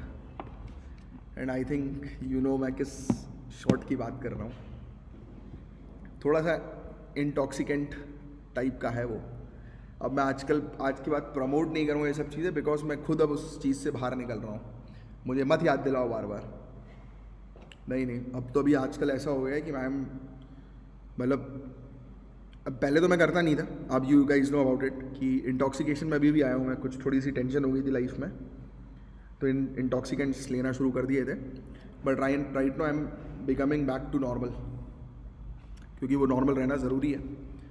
क्योंकि एक देखो यार, एक चीज़ है कि इंटॉक्सिकेंट्स जो है वो ultimately waste your time, waste your money and brain power को स्लो कर देते हैं, और कुछ नहीं करते। एंड अपार्ट फ्रॉम दैट, वैसे ही मुझे नींद नहीं आती। इंटॉक्सिकेंट्स के बाद तो और नींद नहीं आ रही थी, तो मैं बड़ा परेशान हो गया था, थोड़ा चिड़चिड़ा रहा था, गुस्सा कर रहा था लोगों पे, क्योंकि ये सब चीज़ें आपको एग्रेसिव बनाती हैं। So right now I am in a position कि अब आई एम अवॉइडिंग, इग्नोरिंग। जैसे ही ऑफिस ख़त्म होता है तुरंत घर चले जाता हूँ, खावा लेता हूँ बहुत सारा पेट भर के। उसके कारण भले ही शायद थोड़ा मोटा हो जाऊँ कुछ समय के लिए, वापस ठीक हो जाऊँगा, but no to intoxicants now. कुछ भी हो जाए वापस मुझे बैक टू कमलाक्ष बनना है कि जैसा वो पहले था। हो जाता है। अब एक तो ये सब बहाने होते हैं कि लाइफ में कुछ डिस्टर्बेंस हो गया तो आप इंटॉक्सिकेंट्स की तरफ चले गए, सब बहाने। मुझे ऐसा लगता है वापस मैं नॉर्मल हो जाऊंगा, क्योंकि वो बहाने मैंने खुद ही चूज़ किए थे। Anyways, so image recognisation, image recognise कर लेता है कि भाई ये किसकी इमेज है, उसका पूरा डेटा आपको दे देगा, बैकग्राउंड डेटा दे देगा। जैसे फॉर एग्जांपल कि आपको ये शूज़ खरीदने हैं, आपने गूगल लेंस ओपन किया और शूज़ पे डाला, उसके न जाने अमेजॉन वगैरह सबकी इमेजेस आप आ जाएगी, है ना। ऑटोमोबाइल्स की बात करें, सो ऑटोमोबाइल देखो, आप टेस्ला देख लो ना, टेस्ला बिगेस्ट एग्जांपल है आपके सामने ऑटोमोबाइल में। Already artificial intelligence powered safety function हम लोग को देखने को मिल रहा है। यूरोपियन यूनियन के पास VIDAS हम लोग को देखने को मिलता है। ये ऑटोमेटेड सेंसर है जो पॉसिबल डेंजरस सिचुएशन जो है वो और एक्सीडेंट जो है वो पहले से डिटेक्ट कर लेता है दूर से ही, कि भाई स्लो हो जा, चला मत गाड़ी। अरे आजकल तो ऐसे भी फंक्शन आने लगे हैं कि if you drunk and drive तो गाड़ी स्टार्ट नहीं होगी आपकी। मतलब if you drunk and you try to drive, गाड़ी स्टार्ट नहीं होगी। ऐसे सेंसर्स हैं। और स्मेल वाला भी सेंसर नहीं, पहले लग रहा था कि शायद स्मेल के कारण होगा, नहीं। आप जब नॉर्मल रहते हो तो आपके हाथ की ग्रिप कुछ और रहती है, और जब आप नॉर्मल यानी कि इंटॉक्सिकेंट होते हो तो शायद थोड़े से आप रिलैक्स रहते हो, आपकी हार्ट बीट कुछ ऐसा कुछ चेक कर लेता है वो, तो वो आपको स्लो कर देता है, मतलब आपको बढ़ने नहीं देता, गाड़ी स्टार्ट नहीं होती। तो ऐसी भी चीज़ें हैं। साइबर सिक्योरिटी ये रिकॉग्नाइज करता है कि कौन सा डेटा जो है वो थ्रेट क्रिएट कर सकता है। Even fake news, fake information, ये सब चीज़ें भी डिटेक्ट करता है। आज की डेट में स्मार्ट सिटीज़ वगैरह बन रही हैं, एनर्जी को सेव करना है। जैसे कि फॉर एग्जांपल कि आप घर से निकल गए, लाइट बंद करना भूल गए। होता है ना कई बार, हम घर से चले जाते हैं, पंखा रात भर दिन भर चलता रहता है। छुट्टियाँ मनाने चले गए 1 हफ्ते के लिए, घर में मोटर चालू करके छोड़ गए। होता है बहुत सारे लोगों के साथ ये प्रॉब्लम्स। घर से निकलोगे, कुछ सेकंड्स के बाद ऑटोमेटिकली डिटेक्ट कर लेगा कि कोई मूवमेंट नहीं और बंद। ट्रैफिक को रेगुलेट करने में हेल्प करेगा, राइट। कनेक्टिविटी इंप्रूव करने में हेल्प करेगा, ट्रैफिक जैम को कम करेगा। टेस्ला कार्स में तो आर्टिफिशियल इंटेलिजेंस का यूज़ होता ही, अपन ने डिस्कस किया। एग्रीकल्चर में फार्मर्स को बताता है, गाइडेंस देता है कि आपको किस प्रकार से पानी को मैनेज करना है, क्रॉप रोटेशन करो, समय समय पर हार्वेस्टिंग करो, राइट। इस सॉइल पे कौन सा क्रॉप उगाओ तो अच्छा आपको बेनिफिट मिलेगा, तो ऐसी चीज़ है, राइट। तो ये सब चीज़ें हम लोग को देखने को मिलती है। हेल्थ में बहुत इसका इंपॉर्टेंट रोल है। जैसे कि कोविड-19 के समय भी हमने देखा कि इसका इस्तेमाल जो है वो किया गया था एयरपोर्ट्स वगैरह में, थर्मल इमेजिंग के थ्रू। वो होता था ना कि थर्मल इमेजिंग जो है वो कंडक्ट जो है वो की जाती थी, सर पर जो है वो रख दिया जाता था एयरपोर्ट्स पर मीटर, तो उसके थ्रू पता लग जाता है कि क्या टेम्परेचर है, तो ये सब चीज़ है। जनरेटिव आर्टिफिशियल इंटेलिजेंस जो है वो हार्म क्रिएट कर सकता है, इसका सोसाइटी पर भी एडवर्सली इम्पैक्ट हो सकता है अगर इसका मिसयूज़ हो रहा है तो, राइट। ठीक है, अब इससे ये सिस्टम आपकी काफ़ी सारी इंफॉर्मेशन ले सकता है, राइट टू प्रिवेसी के ऊपर खतरा है, बट थैंक्स टू सिरी कि उसने ये अपन से इंफॉर्मेशन नहीं ली। ठीक है, low quality less accurate information भी कई बार प्रोड्यूस कर सकता है, राइट। तो ऐसी चीज़ें हैं जिस पर थोड़ा सा कंसर्न होने की आवश्यकता है, बस दैट्स। तो ये था पूरा ओवरऑल टॉपिक। उम्मीद करता हूँ पूरी चीज़ अच्छे से क्रिस्टल क्लियर समझ में आ गई होगी। Now survey of India, next topic. So government ने अनाउंस किया है कि survey of India final authority होगी मैप्स को लेकर। स्टेट और नेशनल बाउंड्रीज के जितने भी मैप्स हैं उसकी final authority survey of India होगी। गाइडलाइन रिलीज की है department of science and technology ने 2021 में, और कहा है कि सर्वे ऑफ इंडिया ने अपनी मोनोपोली जो है वो हाई रेजोल्यूशन मैप्स को बनाने की छोड़ दी। अब क्यों इन्होंने बोला? क्योंकि 2022 में national geospatial policy of India जो है वो रिलीज हुई थी, जिसने अलाउ किया कि प्राइवेट कंपनीज भी जो है वो हाई रेजोल्यूशन HD मैप्स जो है वो बनाएंगी। और करंट अनाउंसमेंट के साथ सरकार ने क्लैरिफाई कर दिया है कि सर्वे ऑफ इंडिया ही जो है वो फाइनल अथॉरिटी है, ये बताएगी कि भाई ये जो मैप है ये ठीक है कि नहीं है, ऑफिशियल होगा कि नहीं होगा, करेक्ट है कि नहीं है, तो वो कंफर्म करेगी सर्वे ऑफ इंडिया। तो ये फैक्ट आप ध्यान में रखिएगा, right. Continuous operating reference station को ये मेंटेन करेगी जो कि एक्यूरेट डिजिटल मैप्स तैयार करते हैं। तो ये कंटिन्यूअस ऑपरेटिंग रेफरेंस स्टेशन क्या है? तो ये इंफ्रास्ट्रक्चर है एक्यूरेट डिजिटल मैप्स को क्रिएट करने के लिए। ये मॉनिटर करते हैं धरती के क्रस्ट को एक्यूरेट मेजरमेंट के लिए। इसके अंदर GPS रिसीवर होता है, एक स्टेबल एंटीना होता है, राइट, जो कि ऑपरेट करता है कंटिन्यूअसली रॉ डेटा को रिसीव करता है। अब national geospatial policy of India की बात करें तो इसका मेन ऑब्जेक्टिव ये है कि हमारी कंट्री के जियो स्पेशियल डेटा इंडस्ट्री को प्रमोट करना और डेवलप करना एक नेशनल फ्रेमवर्क जिसके थ्रू हम ऐसा डेटा जो है वो तैयार कर सकें सिटीजन सर्विस को इम्प्रूव करने के पर्पस के लिए। ये प्लान करता है कि इस्टेब्लिश किया जाए जियो स्पेशियल नॉलेज इंफ्रास्ट्रक्चर को, जिसके बारे में पहले मैं आप लोग को पढ़ा चुका हूँ, जैसे कि integrated data and information framework और नेशनल डिजिटल ट्विन, राइट। और फिर इसके अलावा हम लोग को ईजी अवेलेबिलिटी वैल्यूएबल जियो स्पेशियल डेटा की देखने को मिल सकती है कि ईजिली, क्योंकि आज की डेट में देखो ना हर एक चीज़ जो है वो इस डेटा के ऊपर आधारित है। इवन भाई आपको एक जगह से दूसरी जगह जाना है, यू आर यूजिंग GPS किस टेक्नोलॉजी पे चल रहा है? जियो स्पेशियल डेटा की टेक्नोलॉजी पे चल रहा है। जोमेटो वाले हमारे पास खाना कैसे लेकर आ रहे हैं? जियो स्पेशियल डेटा की मदद से उनको मिल जा रहा है हमारा घर का एक्यूरेट पता, right. So this is the point. फिर सर्वे ऑफ इंडिया की बात करें, 1767 में इसको स्टैब्लिश किया गया था। सर्वे ऑफ इंडिया ये ओल्डेस्ट साइंटिफिक डिपार्टमेंट है गवर्नमेंट ऑफ इंडिया का। इसका हेडक्वार्टर देहरादून में है और ये एक एडवाइज़र के तौर पर काम करता है जितने भी सर्वे मैटर्स होते हैं, जैसे कि जियोडेसी, फोटोग्रामेट्री, मैपिंग या मैप को बनाना, रिप्रोडक्शन मैप का, उसके लिए गवर्नमेंट ऑफ इंडिया से सर्वे ऑफ इंडिया कनेक्टेड रहती है। और ये एक नेशनल सर्वे और मैपिंग ऑर्गेनाइजेशन भी है जो कि किस डिपार्टमेंट के अंदर आती है? Very important, department of science and technology. अब नेक्स्ट जो हमारा टॉपिक है वो है डीप सी माइनिंग का। ये टॉपिक पहले भी आप लोग पढ़ चुके हो, बट ये टॉपिक अभी न्यूज़ में इसलिए आ रहा है क्योंकि एक स्टडी पब्लिश हुई है जर्नल फ्रंटियर में, जिसने वार्निंग दी है, चेतावनी दी है कि कमर्शियल डीप सी माइनिंग जो है वो बहुत बड़ा खतरा है ओशियन इकोसिस्टम के लिए, बहुत बड़ा खतरा है। कैसे खतरा है? क्योंकि ये सिटेशियन पॉपुलेशन जो है, अब मैंने आपको एनवायरनमेंट में पढ़ा हुआ है, सिटेशियन यानी कि ये जो मछलियाँ होती हैं, वेल, डॉल्फिन्स, पोरपोइसिस भी इसी की तरह दिखती है, डॉल्फिन टाइप की थोड़ी दिखती है। तो बोल रहे हैं इनके लिए सबसे ज़्यादा खतरा है, ये प्रजातियाँ खत्म हो जाएंगी। और ऑब्वियस ही बात है, आपको पता है कि कहीं पर भी, चाहे वो ज़मीन पर टेरेस्टेरियल एरिया पर माइनिंग हो या समुद्र पे माइनिंग हो, वो एनवायरनमेंट के लिए खतरा है। डीप सी माइनिंग जो है वो समुद्री एनवायरनमेंट, एक्वेटिक एनवायरनमेंट के लिए खतरा है। डीप सी माइनिंग क्या है? देखो समुद्र के अंदर, गहरे समुद्र में जो है वो किया जा रहा है, माइनिंग की जा रही है, तो उसको डीप सी माइनिंग बोलते हैं। नाम से ही समझ में आ रहा है, कुछ करने की जरूरत नहीं। It is the process of retrieving mineral deposit. Deep sea bed में, समुद्र के बहुत ही नीचे तल पर वहाँ पर जो डिपॉजिट्स हमें देखने को मिलता है, जो खनिज भंडार है, मिनरल डिपॉजिट है, उसको जो वहाँ से एक्सट्रैक्ट किया जाता है, निकाला जाता है, उसको डीप सी माइनिंग कहते हैं। ओशियन इकोसिस्टम पर इससे बहुत बड़ा खतरा है, उसके बावजूद पैसिफिक आइलैंड नेशन एक नाउरू है। नाउरू एक कंट्री है, मैंने आपको ऑलरेडी बोला हुआ है, जब भी पढ़ो आप, आपके स्टडी रूम में एक बड़ा सा वर्ल्ड मैप होना चाहिए। जिन लोगों ने लगा लिया मेरी एडवाइस सुन के तुरंत जाओ वर्ल्ड मैप के पास, ऑस्ट्रेलिया को देखो, ऑस्ट्रेलिया से ईस्ट की तरफ जाओ। अब ये लेफ्ट राइट का फंडामेंटल मैप में यूज़ मत करना, ईस्ट मतलब क्लियरली आपको पता होना चाहिए ईस्ट कहाँ है, वेस्ट कहाँ है। लोग इसमें कंफ्यूज होते हैं, पहले वो चीज़ क्लियर रखो अपने माइंड में। ईस्ट बोला आप खड़े होकर मैप की तरफ देख रहे हो, राइट साइड की तरफ जाना है ऑस्ट्रेलिया से। अब मेरा राइट कि तेरा राइट, तो अब दीवार में खड़े होकर जब मैप देखोगे ना, तो उससे राइट साइड में आपका राइट मेरा राइट एक ही होगा, इसलिए मैंने ऐसा बोला है। तो ईस्ट राइट, तो ऑस्ट्रेलिया से ईस्ट की तरफ देखो तो आपको वहाँ पर ओशियानिया कंट्रीज़ नज़र आ रही होंगी। तो वहीं पर ये एक छोटी सी आइलैंड कंट्री है जिसका नाम है नाउरू।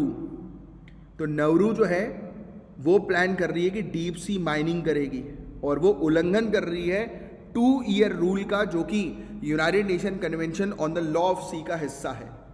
और United Nation Convention on law of sea के बारे में मैं आपको पहले ही पढ़ा चुका हूँ। ये एक ऐसा इंटरनेशनल लेवल का कानून है जो कि बताता है कि किस कंट्री का क्षेत्र अधिकार समुद्र में कितना होगा। जैसे कि एक्सक्लूसिव इकोनॉमिक जोन बताओ कितने नॉटिकल माइल्स का है, 200 नॉटिकल माइल्स। ये बताती है कि कॉन्टिनेंटल शेल्फ किस कंट्री का कितना होगा। तो ये चीज़ है राइट। और 11वां annual deep sea mining summit 2023 हुआ था लंदन यूके में, और ये एक्सपेक्टेशन थी कि एजेंडा यानी कि है कि हम एजेंडा इसमें उठाएंगे economic landscape and growth for deep sea mining को लेकर, और टेक्नोलॉजिकल डेवलपमेंट जो कि कमर्शियलाइजिंग से एसोसिएटेड है। तो ये मुद्दा उठने की जो है वो बात की गई है। तो मतलब कुल मिलाकर काफ़ी सारी कंट्रीज आज की डेट में डीप सी माइनिंग के लिए काम करी। इवन हम भी जो है वो एक्सप्लोरेशन कर रहे हैं डीप सी। हम लोग ने गाड़ी बनाना शुरू कर दी है जो समुद्र के डीप सी में जा सके, राइट, समुद्र के गहरे एरियाज पर जा सके। तो ऐसी व्हीकल्स हमने बनाना भी शुरू कर दिया, बन भी चुकी हैं। बट ये खतरा है एक्वेटिक इकोसिस्टम के लिए, तो ये चीज़ बताई जा रही है। बताया जा रहा है कि आज की, क्योंकि देखो अब टेरिस्टेरियल, अब ज़मीन पर डिपॉजिट्स खत्म होते जा रहे हैं मेटल्स के, कॉपर, निकल, aluminium, manganese, zinc, lithium, cobalt. तो हम देख रहे हैं अब समुद्र की तरफ कि समुद्र से निकाल लें। डिमांड जो है इन सब मेटल की आने वाले समय में बढ़ेगी। स्मार्टफोन प्रोड्यूस करना है, विंड टर्बाइन प्रोड्यूस करनी है, सोलार पैनल प्रोड्यूस करना है, बैटरी प्रोड्यूस करनी है, इलेक्ट्रॉनिक आइटम्स प्रोड्यूस करना है, तो बढ़ेंगी। इंटरनेशनल सीबेड अथॉरिटी ने रिसेंटली 31 कॉन्ट्रैक्ट जो है वो इशू किए हैं डीप सी मिनरल्स डिपॉजिट को एक्सप्लोर करने के लिए। तो डीप सी माइनिंग क्या है तो आपको ऑलरेडी पता है।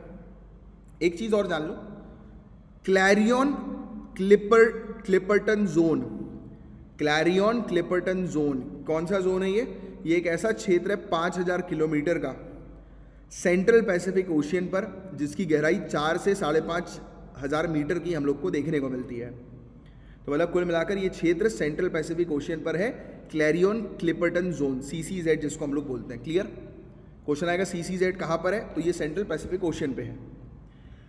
बताया जा रहा है कि लगभग 30 सिटेशियन पॉपुलेशन यानी कि मछलियों की प्रजाति लगभग 30, जैसे ब्लू वेल्स हो गई, ऐसी ग्लोबली एंडेंजर्ड प्रजाति वो यहाँ पर पाई जाती हैं। और यहाँ पर 17 exploratory deep sea mining licence already दिए जा चुके हैं, यानी कि 17 लाइसेंस दे दिए गए हैं कंपनीज को, कंट्रीज को, ऐसे क्षेत्र पर जो काफ़ी ज़्यादा वल्नरेबल है। अब कुछ डीप सी माइनिंग के मेजर टाइप्स कौन से हैं? एक है मैंगनीज नोड्यूल माइनिंग। इसके अंदर मैंगनीज के नोड्यूल्स होते हैं, उनको कलेक्ट किया जाता है, आयरन के नोड्यूल्स को कलेक्ट किया जाता है, राइट, जो ओशियन फ्लोर्स पर पड़े हुए हैं, बिखरे हुए हैं। एक sea floor massive sulphide mining है। इसके अंदर मिनरल डिपॉजिट जो है बताया जाता है कि हाइड्रोथर्मल वेंट्स के नज़दीक जो पाए जाते हैं, जहाँ पर हम लोग को कॉपर, जिंक और दूसरे मेटल्स नज़र आते हैं, तो सी फ्लोर पे, तो वहाँ पर माइनिंग होती है। फिर एक कोबाल्ट क्रस्ट माइनिंग, इसके अंदर कोबाल्ट, निकल, मतलब कि मेटल्स के आधार पर कैटेगराइज कर दिया गया कि किसकी ये माइनिंग होगी, बस। अब डीप सी माइनिंग के क्या इंपॉर्टेंस हम लोग को देखने को मिले। पहली बात तो ये कि ज़मीन पर हमने पूरी चीज़ ख़त्म कर दी है, बची ही नहीं। अब इसलिए हम लोग समुद्र की तरफ जा रहे हैं कि समुद्र को अब एक्सप्लॉइट करें। मिनरल्स की डिमांड बढ़ती जा रही है because of technological advancement. Economic benefit इससे काफ़ी ज़्यादा होगा। इसकी अलग एक स्ट्रेटेजिक इंपॉर्टेंस है आत्मनिर्भर बनने की भी, जैसे हमारी। अब मेजर कंसर्न यही है कि एनवायरनमेंट खराब होगा, नॉइस पोल्यूशन होगा, थर्मल पोल्यूशन होगा, और थर्मल पोल्यूशन तो बहुत ही डेंजरस है। अब ये सब जो मशीन समुद्र के अंदर जाएंगी वो हीट रिलीज करेंगी, और मैंने आपको पढ़ा चुका एनवायरनमेंट की क्लास में कि थोड़ा सा भी हीट का डिफरेंस क्या करता है, डैमेज कर देता है, मार देता है एक्वेटिक स्पीसीज को। पता ही वाली बात आपको। रेगुलेटरी गैप्स, कंट्रीज की कमियां हैं, मतलब कंट्रीज के अंदर कानूनों की कमियां हैं।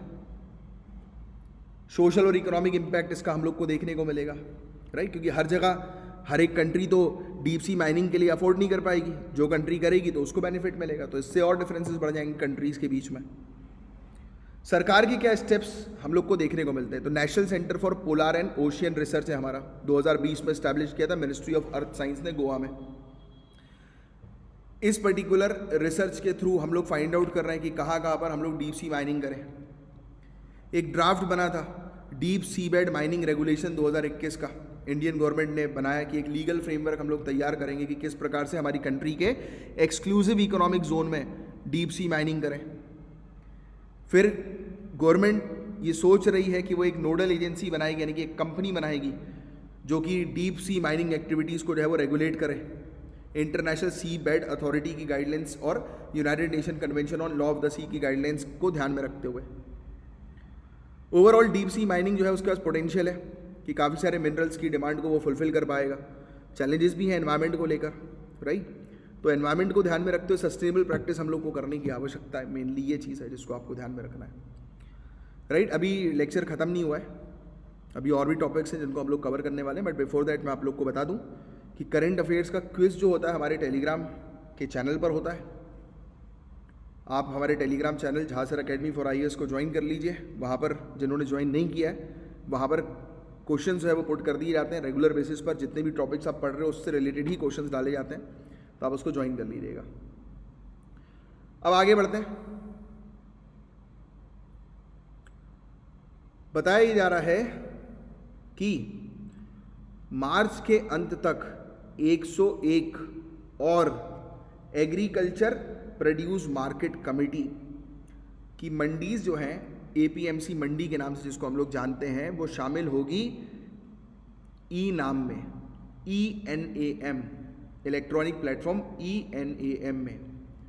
टोटल नंबर ऑफ मंडी जो है वो अब 1361 हम लोग को देखने को मिलेगी। सब्जी मंडी की यहाँ पर बात हो रही है, ठीक, क्लियर कर दूँ सिंपल शब्दों में कि सब्जी मंडियों को जोड़ा जा रहा है नाम के साथ, जिससे कि फार्मर जो हैं इस इलेक्ट्रॉनिक प्लेटफॉर्म की मदद से ट्रेड कर सकें। तो ये चीज़ आप ध्यान में रखिएगा, ठीक है। नाम 2016 में जो है वो लॉन्च हुई थी। नेशनल एग्रीकल्चर मार्केट इसको हम लोग बोलते हैं। ये पैन इंडिया यानी कि पूरे देश का जो है वो एक इलेक्ट्रॉनिक ट्रेडिंग पोर्टल है जो प्रोवाइड कराता है एक इंटीग्रेटेड नेशनल नेटवर्क APMCs को, यानी कि आपस में मंडी कनेक्टेड होती हैं और उसके माध्यम से जो है वो लोग बाग जो है वो ट्रेड कर सकें, ठीक है। इसको small farmers agri business consortium के द्वारा इंप्लीमेंट किया जाता है, ministry of agriculture and farmer welfare के अंडर आती है। बरीसू कन्नड़ दीम दिमावा कल्चरल फेस्टिवल का उद्घाटन किया हमारे ऑनरेबल प्राइम मिनिस्टर ने न्यू दिल्ली के अंदर। इसको ऑर्गेनाइज किया गया है कि कर्नाटक के कल्चरल ट्रेडिशन और उसकी हिस्ट्री है उसको सेलिब्रेट किया जाएगा। आज़ादी का अमृत महोत्सव के अंडर इसको जो है वो ऑर्गेनाइज किया गया है। आर्टिस्ट को अपॉर्चुनिटी दी जाएगी कि ये कर्नाटक के कल्चर को जो है वो डांस, म्यूजिक, ड्रामा, पोएट्री के थ्रू जो है वो शोकेस कर सकें, दिखा सकें। स्पोर्ट्स से रिलेटेड न्यूज़ आ रही है। कार्लोस एल्कराज, इन्होंने अर्जेंटीना ओपन टाइटल जो है वो जीत लिया है। कोई बताएगा अर्जेंटीना ओपन टाइटल किस स्पोर्ट्स के लिए है? कभी कभी स्टेट PSC तो स्पोर्ट्स से रिलेटेड क्वेश्चंस पूछती है। UPSC उतनी इंटरेस्टेड नहीं होती, बट फिर भी एक जनरल आपको UPSC एक जनरल नॉलेज के लिए पता होना चाहिए। 19 साल के स्पेन के कार्लोस, इन्होंने 7वां ATP टूर टाइटल जीता है, यानी कि अर्जेंटीना ओपन टाइटल जीता है। अल्कराज पहले स्पेनिश प्लेयर है राफेल नडाल के बाद जिन्होंने ये टाइटल जो है वो जीता है अर्जेंटीना में। ब्यूनोस एरीज में ये स्पोर्ट्स इवेंट होता है। बिल्कुल सही जवाब रविंद्र जी, टेनिस। 2022 में ये यंगेस्ट यूएस ओपन चैंपियन भी जो है वो बन गए थे। अर्जेंटीना ओपन, जो कि एटीपी ब्यूनोस एरीज के नाम से जाना जाता है, अर्जेंटीना इंटरनेशनल चैंपियनशिप भी इसको बोलते हैं, 1927 में इस्टेब्लिश हुई थी। ये एक टेनिस इवेंट है, हर साल होता है मेल टेनिस प्लेयर के लिए। किन के लिए? Male tennis player. ये अर्जेंटीना के ब्यूनोस एरीज में हर साल होता है। 26वां एडिशन जो है वो इसका अभी हम लोग को रिसेंटली देखने को मिला था। जम्मू एंड कश्मीर को बेस्ट एडवेंचर टूरिज्म डेस्टिनेशन का अवार्ड मिल गया है, इंडिया टुडे टूरिज्म सर्वे ने दिया है। इन्होंने गुलमार्ग करके एक एडवेंचर डेस्टिनेशन यानी कि एक क्षेत्र है इंटरनेशनल ऑर्डर का, गुलमार्ग काफ़ी अच्छी जगह है, तो उसके लिए ये अवार्ड जो है उनको दिया गया है।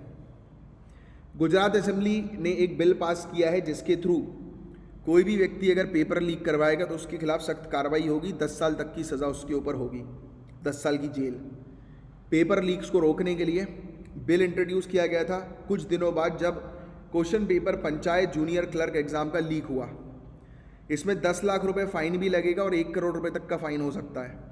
Gujarat public examination prevention of unfair means bill 2023 इस बिल का नाम है, जो कि minister of state for home Harsh Sanghavi ने इंट्रोड्यूस किया है।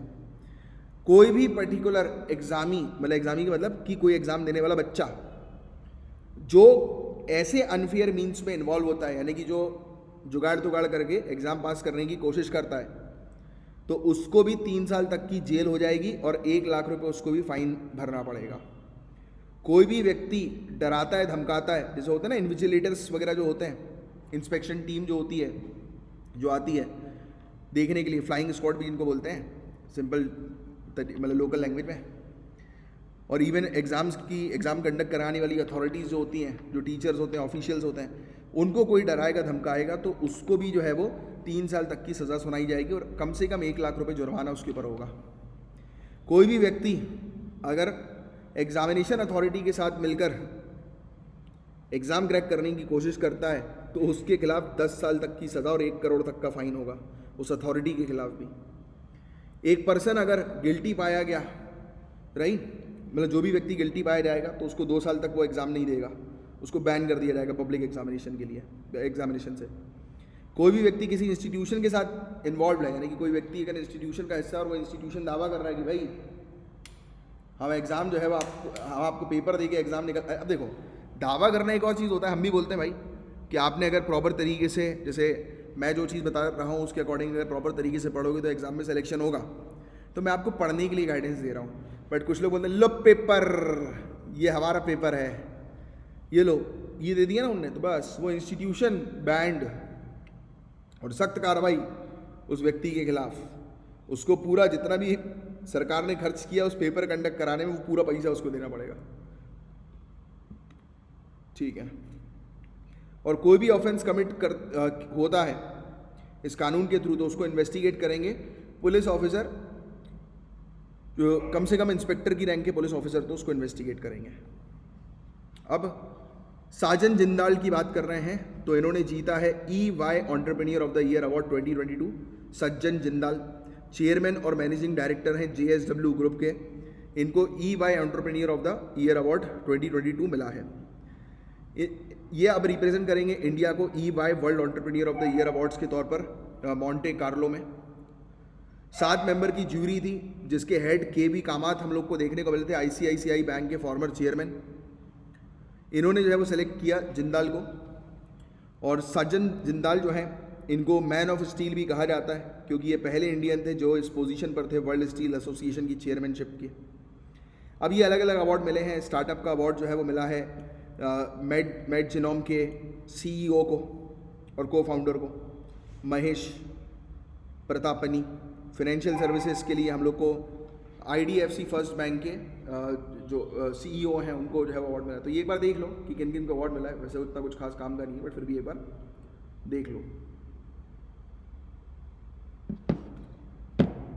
एनर्जी, रियल एस्टेट, इंफ्रास्ट्रक्चर के लिए किसको मिला है, राइट। तो इस तरीके की चीज़ आपको थोड़ी सी पता होनी चाहिए,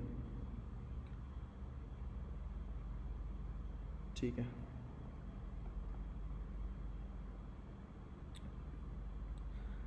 चर्च गेट रेलवे स्टेशन जो मुंबई के अंदर है, उसका नाम जो है वो रखा जा रहा है अब CD देशमुख रेलवे स्टेशन। अब CD देशमुख जो थे वो हमारे पहले इंडियन RBI गवर्नर थे, और अब ये स्टेशन का नाम चिंतामन राव देशमुख स्टेशन जो है वो रखा जा रहा है। Chintaman Rao Deshmukh station, CD Deshmukh station. इन्होंने RBI 1939 में ज्वाइन किया था। RBI के गवर्नर 1943 में बने थे। 8वें डेप्यूटी गवर्नर हैं, मतलब वन ऑफ द, यानी कि 8 डेप्यूटी गवर्नर में से ये एक ऐसे डेप्यूटी गवर्नर थे जिनको गवर्नर की पोजीशन मिली थी। इकोनॉमिस्ट, सिविल सर्वेंट भी है। सेक्रेटरी थे, secretary general second round table conference 1931 के। वन ऑफ 5 मेंबर थे प्लानिंग कमीशन थे के, जब प्लानिंग कमीशन बनी थी। तो इनका नाम थोड़ा सा ध्यान में रखना, राइट, काफ़ी इंपॉर्टेंट पर्सनालिटी। चेयरमैन भी रह चुके हैं यूनिवर्सिटी ग्रांट कमीशन के 1956 टू 61 के पीरियड में। FATF के बारे में आप लोग जानते हैं, फाइनेंशियल एक्शन टास्क फोर्स। थोड़ी सी बात मैंने इसके बारे में भी आपको बताई। 3 लिस्ट ये मेंटेन करती है। ग्रे लिस्ट, ब्लैक लिस्ट के बारे में सभी लोग जानते हैं मैक्सिमम लोग, बट इसकी एक डार्क ग्रे लिस्ट भी हम लोग को देखने को मिलती है, राइट। ठीक है, अब आगे की बात करते हैं।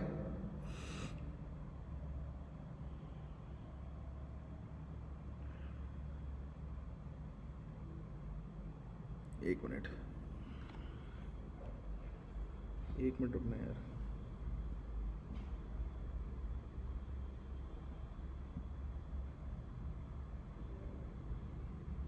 हाँ, रशिया की मेंबरशिप इनने हटा दी। क्यों इनने हटा दी? क्योंकि इनका कहना यह है कि रशिया ने एक तो यूक्रेन के ऊपर भी कब्जा किया, पहला पॉइंट। दूसरा पॉइंट, रशिया इनको कुछ इन्फॉर्मेशन नहीं दे रहा था, FATF के प्रिंसिपल्स के खिलाफ था, राइट। FATF के प्रिंसिपल्स को फॉलो नहीं कर रहा था, तो इसलिए उसको हटा दिया। 22nd international bio resource conclave और 10वां एथनो फार्माकोलॉजी कांग्रेस 2023 जो है वो इम्फाल में शुरू हुआ है, यानी कि मणिपुर की कैपिटल में। 3 दिन का ये इंटरनेशनल इवेंट हम लोग को देखने को मिला, जिसको जॉइंटली ऑर्गेनाइज किया institute of bio resources and sustainable development Imphal ने और सोसाइटी फॉर एथनो फार्माकोलॉजी ने 24 से 26 फरवरी के बीच में इसको किया था। इसकी theme reimagine ethnopharmacology globalisation of traditional medicine. तो ट्रेडिशनल मेडिसिन पर मेनली फोकस किया जा रहा है। डॉक्टर विवेक देबरॉय, इन्होंने रिलीज़ की है foundational literacy and numeracy report, कि लोग कितने पढ़े लिखे हैं, तो उसके बारे में इन्होंने बताया है।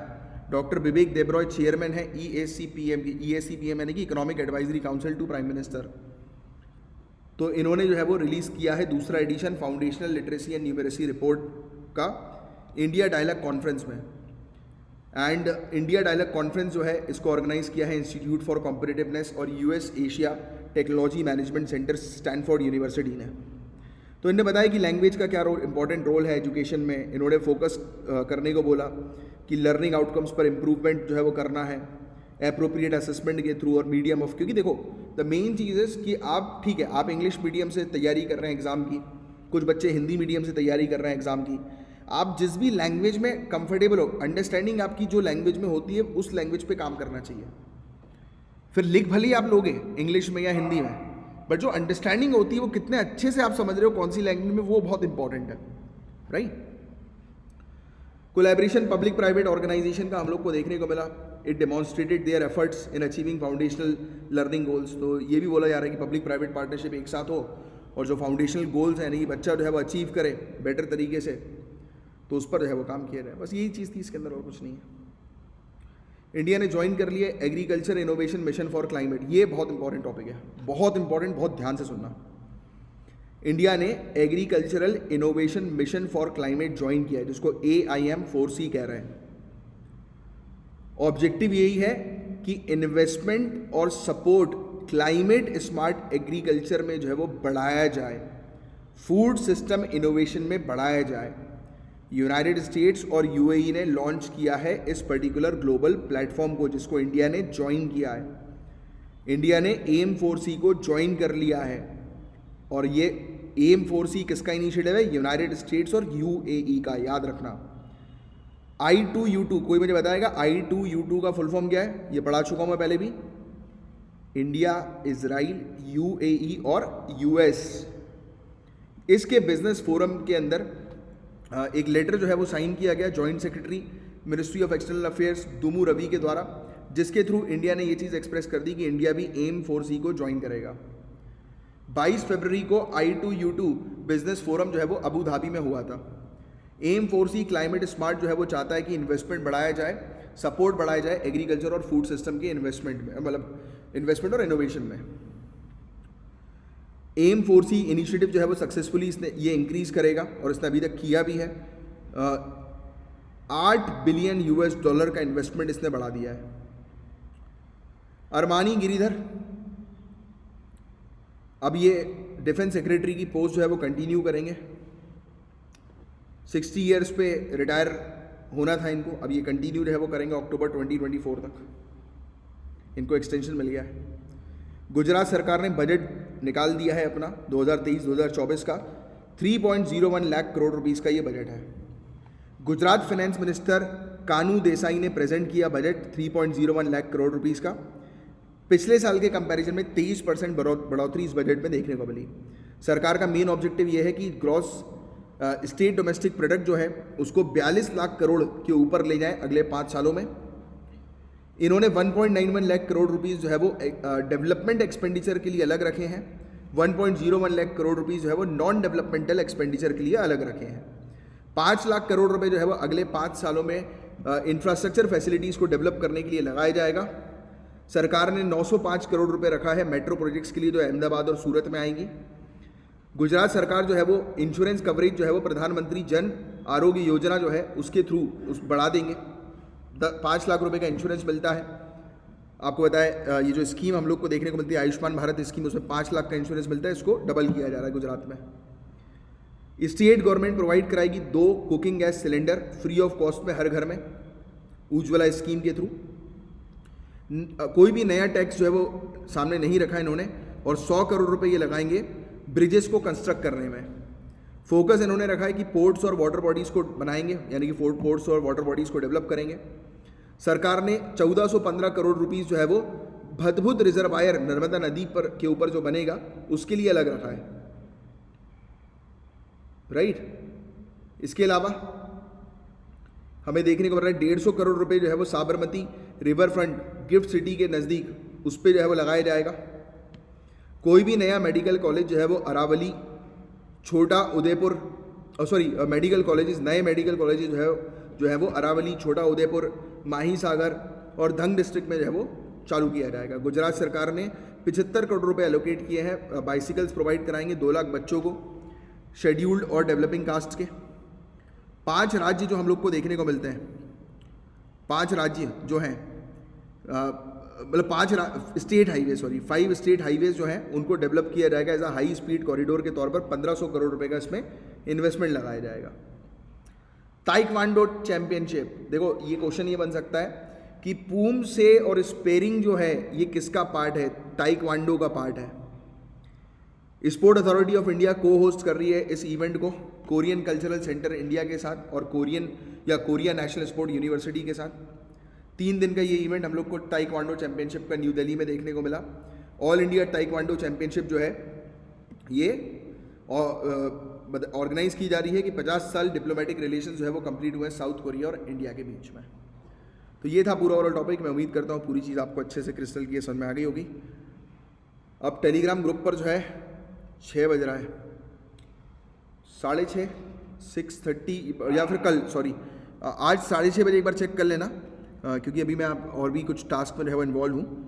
आज 6:30 बजे एक बार टेलीग्राम ग्रुप को चेक कर लेना, क्वेश्चंस पोस्ट हो जाएंगे। बाकी अभी 100 क्वेश्चंस तो आज हमने पोस्ट कर दिए हैं पॉलिटी के। जिन भी स्टूडेंट्स ने नहीं कवर किए हैं वो 100 क्वेश्चंस वो प्लीज़ कवर कर लीजिएगा, देख लीजिए जाकर, 100 क्वेश्चंस लगाइए, बढ़िया अपनी प्रिपरेशन अच्छी रखिए। किसी कुछ पूछने तो पूछ सकते हो आप लोग। और जो भी स्टूडेंट्स हमारे इनिशिएटिव्स को ज्वाइन करना चाहते हैं वो 9713283811 ये इस नंबर पे नहीं, 283811 नंबर पे, 9713283811 इस नंबर पे आप जो है वो कॉल कर सकते हैं मंडे टू सैटरडे 11 बजे से शाम में 7 बजे तक।